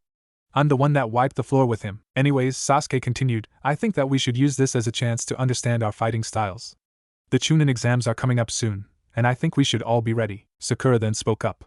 So, we're going to do this by sparring with each other? Sparring's a nice way for each of us to understand our styles and how we all fight, Haku said. Zabuza did that with me and I was trying to do that with you guys when you all were fighting him. Naruto, Sakura, and Sasuke dropped a little sweat when Haku said that. Haku's right. It's how we can refine our own skills and coordinate our skills with each other, Sasuke said. Okay, shall we begin? Everyone nodded and distanced themselves from each other. Okay then, let's start when this stone hits the pond, Sasuke said as he threw a stone. Splash! As soon as the stone hit the pond, Sasuke began charging at Haku. Haku countered with his fists, and their arms made rough contact with each other. Naruto came at them with a flurry of punches, and Haku and Sasuke had to release their attacks so that they could dodge. The three genin then began to fight in close combat, but no one seemed to be landing a clean hit. Then, they noticed that Sakura wasn't in the fight, and moved apart from each other. Sakura was nowhere to be found. Her entire presence was masked. Then Haku received a punch to his side and was knocked over a few feet. Sasuke immediately responded by activating his Sharingan. With an active Sharingan, he narrowly dodged a punch aimed at his gut. He could make out Sakura perfectly, and threw her towards the trees. Sakura, however, performed a few hand signs, and Sasuke recognized them immediately. They were the hand signs for the substitution technique. Sakura then appeared near the pond. Genjutsu doesn't work on these eyes, Sasuke said as he pointed to his Sharingan. Incredible! He has the Sharingan. They are just like Kakashi-sensei's, except he has two of them. Sasuke really is strong, huh? Sakura thought. She then took out a kunai and got ready to make her next attack. If Genjutsu won't work, then let's try ninjutsu and taijutsu, Sakura said, getting more pumped up. Naruto saw the both of them getting more fired up. He also saw Haku recovering from being hit. I guess I should give them a little more of a challenge, he thought as he performed his signature technique. A small group of Naruto began charging at them all. Sasuke responded by using his fireball jutsu, incinerating a few of the clones. Sakura attached a small pink bomb on her kunai and launched it at some of the clones. Haku began throwing some saban at the clones. But as much as they tried to destroy the clones, more would come charging in. This persistent deadbeat really knows how to be annoying, Sasuke thought as he began punching the clones. It was easy for him to dodge the attacks because in front of his Sharingan, they were all coming in slow motion. Sakura saw a clone coming at her, and then launched a very strong punch at its face. That clone was sent flying into the other clones and they all dispersed. Naruto shuddered as he remembered how much Sakura's punches hurt. Haku launched a water technique that cut down more clones. He then charged quickly at the real Naruto, and the two began to engage in hand-to-hand combat. Without the real Naruto making more clones, the clones seemed to diminish. Naruto and Haku were fighting hard and Naruto landed a hard punch to Haku, sending Haku flying towards a tree. Haku hit it hard and fell towards the ground. Naruto looked at the fallen Haku and quickly ran to him. Haku, are you alright? Sorry, I guess I went a little wild there, Naruto said while offering a hand. Sasuke and Sakura then joined them. Well, I guess we should stop here, Sasuke said. Haku then got up. Oh, don't stop on my account. I'm just catching my second wind. Sasuke looked at them all and then smirked. It's alright. We don't need to overexert ourselves before the exam. I think we more or less have a grasp on how we each fight now. Hell, well, who's ready for the Chunin exams? Naruto asked loudly with a big grin on his face. Haku thought that this exam would be fun. Sakura smiled with some fire in her eyes. Sasuke saw this and smiled a little. Geez, you're as loud as ever, Sasuke complained to Naruto. So, shall we head back? I think not. Everyone immediately turned around and saw a large ninja wearing a grass village headband and a large raincoat. Who are you? Sakura asked the stranger. It doesn't matter who I am because when I'm through with all of you, the Chunin exams won't even cross your mind. Sasuke readied a kunai in his hand and Haku got a fusaban ready. Sasuke replied, so you're here to make sure that we don't participate in the Chunin exams? I didn't know that you foreign ninja were such cowards. Ahaha. You call my tactics cowardly, but I think of it as strategy. There's nothing wrong with weeding out the weaklings before the exam even begins, the ninja said with a sinister smile. Sakura, to everyone's surprise, charged fast at the ninja. She threw a few kunai, and the ninja jumped up into the air. Sasuke, Haku, and Naruto took this opportunity to hurl their weapons at him in midair. The ninja just deflected them with his umbrella. But then, he was attacked from behind with a hard kick to his back. Naruto had managed to quickly get to the ninja and strike him fast with the Hiraishin. The grass ninja hit the ground hard. Ugh, 4-against-1 isn't really playing fair, the grass ninja said. Sakura replied, you call our tactics cowardly, but it's our strategy. The grass ninja, looking upset, got up and began to flee. You haven't seen the last of me. Just you wait till the exam starts. Sasuke looked as the ninja began to leave. TCH, if that's a sample of what the exam's going to be like, then this is going to be a boring exam. With the grass ninja stopped by a few trees. He had to admit that Naruto's kick to his back hurt a lot. Then, from behind some trees, Kakashi Hatake appeared. So, how'd they do? Kakashi asked. The grass ninja performed a hand sign and then there was a puff of smoke. The grass ninja turned out to be Iruka. They passed with flying colors. Their teamwork was spot on. I think they'll have an easier time handling these exams than other teams. Good, so we're on the same page now, Kakashi said. The only issue is, how will the tests be formatted to accommodate their special team? Iruka sighed. I don't know. I don't think there's ever been a 4-man squad before that entered the exams, but I think that the Hokage has made special conditions for them. With Team 7. Team 7 was walking back to the village. They were wondering who that ninja was, but they didn't really care, considering how weak he was. Naruto suddenly looked up and saw Gaara walking down the street. I wonder if I'll be able to make Gaara my friend again. I don't know. The sand brat was really messed up. It might take another beating to knock some sense into him, Kurama told Naruto. Well, let's see if I can make him become my friend faster, Naruto thought with glee. Hey guys, I'm gonna head out. We need to register tomorrow by 4 p.m. so let's meet at around 3? His teammates nodded. Alright, see you guys tomorrow, Naruto said as he ran off. Sakura, Sasuke, and Haku were wondering why Naruto wanted to run off so fast, but decided to let the blonde ninja be. Gaara sensed Naruto running towards him, but sensed no imminent danger, so he waited to see what this annoyance wanted. Hey, you're Gaara of the desert, right? Naruto asked. What do you want? Gaara asked dreadfully. Naruto gave him a little smile. I'm Naruto Uzumaki. Do you want to be friends? Gaara was shocked by his question. Then, as if Gaara's head was in pain, he grabbed his head and cringed. Friends? What are friends? I love only myself. What is your aim, Leaf Ninja? Gaara asked, still in pain. Isn't it obvious? Naruto asked. I want to be your friend. Oi, you might be changing things a little too fast here. Maybe it would be better if we let things play out and beat him during the Chunin exams? Kurama suggested. Kurama, I've already changed a bunch of things. There's no telling what'll happen now with Haku back and everyone knowing what's to come. I might as well try and get my friend to help us out here, Naruto told Kurama. Kurama just sighed. Whatever. You do what you think you need to do.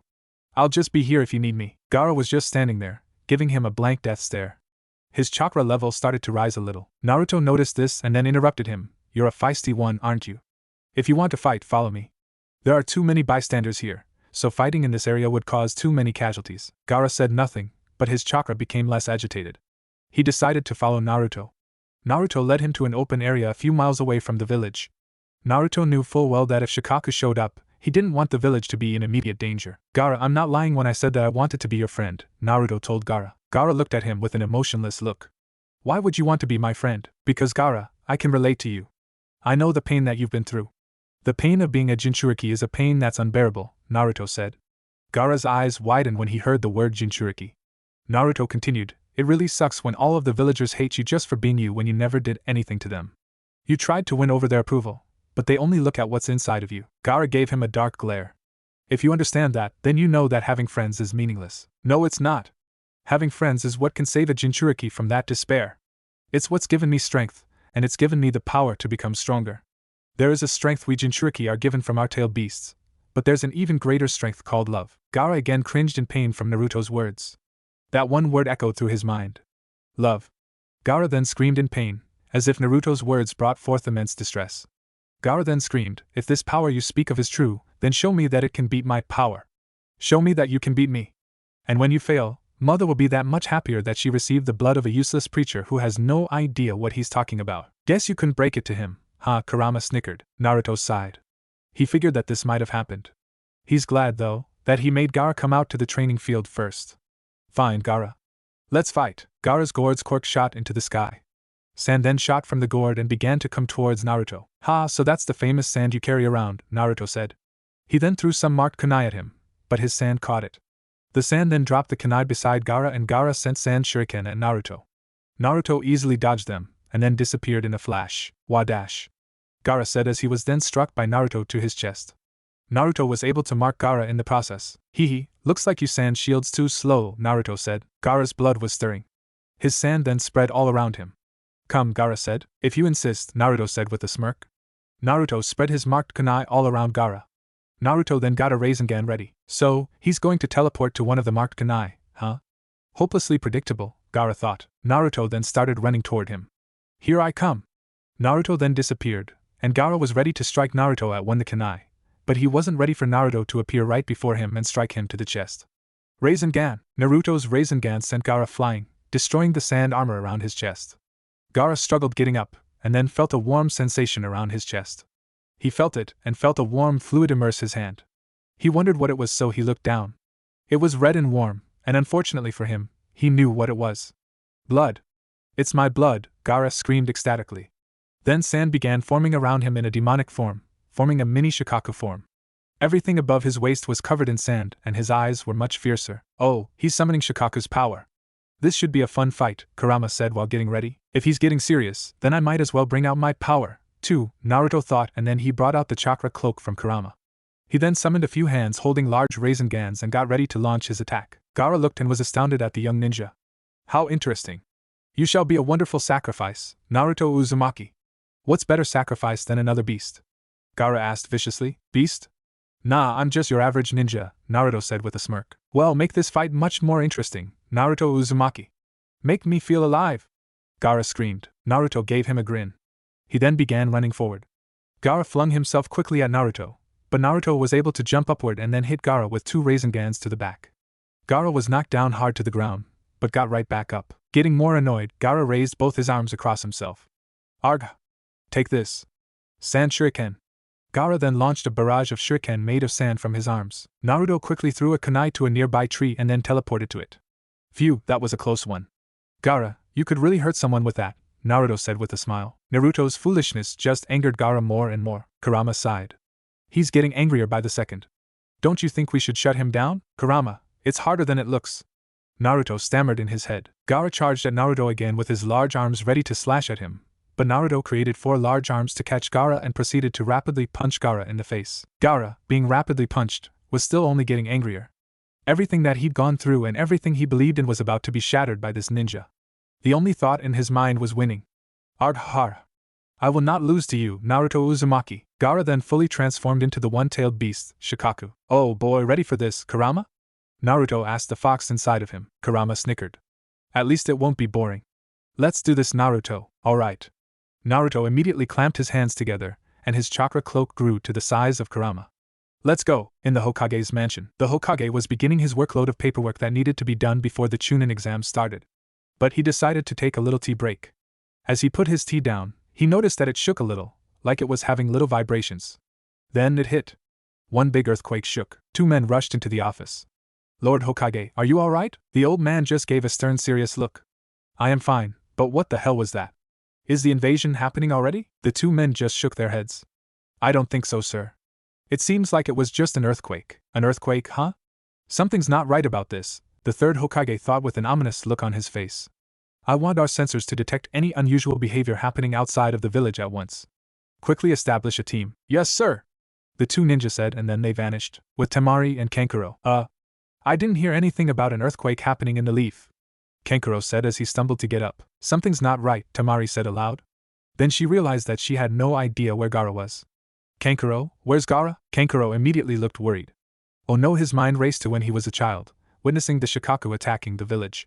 If he's on the loose, then we're all in danger. With Naruto and Gaara. Naruto had launched a tailed beast bomb at Gaara, but Gaara sacrificed his right arm to survive the blow.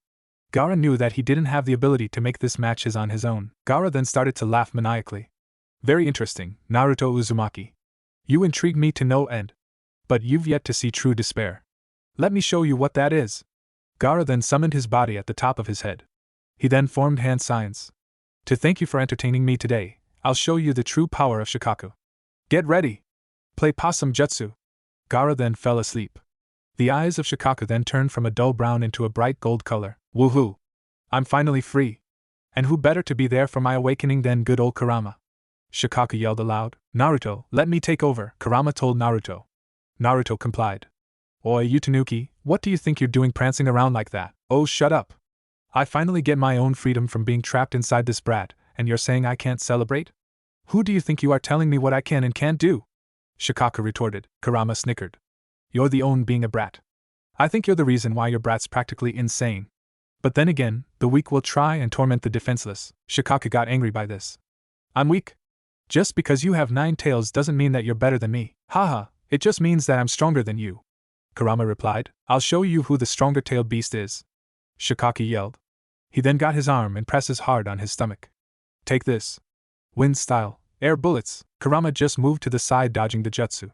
He then snickered. If that's the best that you can do, then you're better off going back to sleep. Shikaku was just getting angrier. You've seen nowhere near my best. Try these on for size. Wind style, air bullets. Shikaku then shot out a wide barrage of bullets at Kurama. Kurama, what are you doing? You're only making him angrier, Naruto exclaimed to the fox. Kurama jumped up to dodge the barrage and responded to Naruto. Oi, I'm just getting him ready for you to beat him down. This fight's boring, so you take over. Naruto's head twitched. Then why did you come out in the first place? Naruto sighed internally, and then took control again. Alright, you big tanuki, it's time I beat you down, Naruto said to Shikaku. He then formed his signature hand sign, and now there were 3 large nine-tails about to face off Shikaku. They then all charged at Shikaku. Shikaku, thrown off by the new amount of enemies, readied his next barrage of air bullets. Unfortunately for him, one of the foxes slammed its paw onto Shikaku, blocking his mouth from opening. The other 2 foxes just pinned him down. Naruto made one clone of him and sent it towards Gaara's motionless body. He landed on the nose of Shikaku and then charged up towards Gaara. He made a fast strike at Gaara's face, yelling, "It's time to wake up." Shikaku, whose mouth was still blocked, had an upset look on his face, thinking, ah man, I just got my chance to be out too. Gaara looked up and saw that he was pinned down by 3 foxes and that Naruto's clone was right in front of him. However, he didn't know that it was a clone and tried to unleash his wrath onto him. How dare you! Gaara screamed at the clone as he trapped the clone in a sand coffin. Take this! Gaara yelled as he motioned for his hand to crush the clone. On the clone's end, he just performed his signature move and burst the coffin with dozens of Narutos. They then all charged at Gaara. Gaara, you've met your match. Now take this, straight from the Naruto handbook, Naruto Uzumaki punching barrage. The clones yelled as they sent a multitude of punches at Gaara, returning him to his original form. Gaara hit the ground with a big thud. Never in his life had he experienced such external pain. The only pain he ever felt was the pain of the heart. Naruto then released all his clones, released his Kurama mode, and then approached Gaara. Gaara, scared for his life, panicked. Stay away! He screamed. Naruto just smiled. Gaara, I'm only here to be your friend. Gaara was confused by his words. Friend? Why would you go so far just to be my friend? Because some friends are worth it, Naruto said as he sat next to him. Just like you, I'm a Jinchuriki. I know the pain of being alone, more than one ever should. But I had some friends that helped save me from that despair. It's because of them that I didn't self-destruct. I don't want you to be trapped in that hell. Gaara looked at him with wide eyes of wonder. Never in his life had someone done something for him. He only took in everyone's hate. But there was one doubt in his mind. How do I know that you won't try and kill me like everyone else? Naruto face faulted. You're asking that now? You're on the ground, motionless and powerless. Gaara looked at himself and then laughed. For the first time in his life, he had a nice long laugh, which creeped Naruto out. He then stopped. Okay, Naruto. You win. Let's be friends. Naruto smiled at him. Alright, and let's not fight to this extent again, okay? Gaara nodded. Naruto then made a clone and they helped Gaara up. But then, a multitude of Anbu appeared. Naruto Uzumaki, I must ask you to hand over boy, one of the Anbu said. I'm going to have to decline on that, Naruto said with a smirk. You guys don't get to just take my friend. Gaara looked at Naruto strangely. No one had ever done something like that for him before. I'm afraid you have no say in the matter, the Anbu replied. Hand him over now. Naruto's smile turned into a dead serious face. He then summoned an immense amount of Kurama's chakra. With his red eyes, he said, I thought I told you no. Now leave at once. Sweat dropped from all of the Anbu.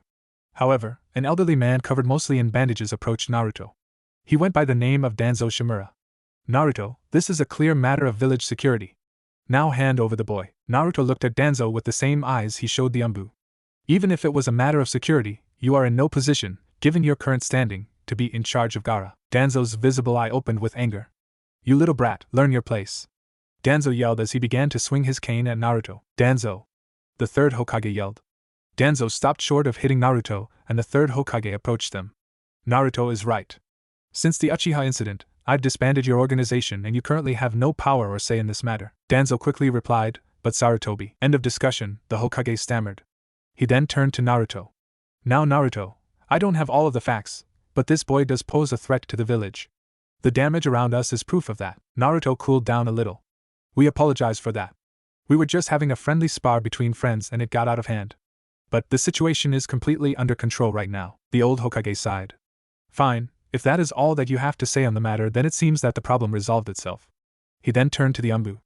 Okay, all of you disperse. As soon as he gave the order, the Anbu disappeared. Danzo was mortified at what had happened. Every action he did was for the leaf. He only did what he thought was best, and now the Nine-Tails brat is showing him up for it.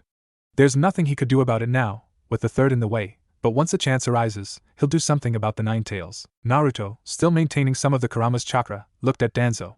Hey Danzo, I hope you're not planning anything. Danzo quickly turned but refused to show a face of surprise. Whatever do you mean? Naruto glared at him. I'll let you in on a secret.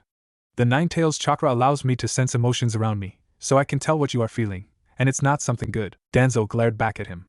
This brat wasn't going to let him get away with anything. The third Hokage just sighed at this. Danzo, I think we should all just go back to the village. You should rest, old friend. I think you have too much on your mind. Danzo looked back at the third. He wasn't going to be able to get away with anything at the moment, so he decided to accept his defeat for now. Yes, you may be right. I might just be getting paranoid with my old age. Danzo then disappeared and returned to the village. Naruto then proceeded to bring Gaara with him back to the village. The third Hokage walked with him. Gaara, is it? I am the third Hokage. It's nice to be acquainted with the fourth Kazekage's son. Though I say that now, you must know that in our village we have rules, and I hope that you'll abide by them during your stay here. Gaara looked back at the Hokage. He wasn't like his father, who always gave him a look of disappointment. He seemed more open and warm. He almost seems like someone he, too, could also call a friend. I'm sorry. It won't happen again, Gaara said to Naruto's surprise. Sorry? Gaara, we were just having a friendly spar. There's nothing to be sorry about, Naruto said with a big smile on his face. Gaara looked at Naruto with wonder. Naruto didn't make him feel bad for what he did, and he kept defending him. For once, he felt truly happy. The third Hokage looked at the two ninja. He was most astounded with Naruto's special ability to befriend almost anyone. He had heard many rumors about the secluded third child of the Kazekage, but to think that Naruto would be able to break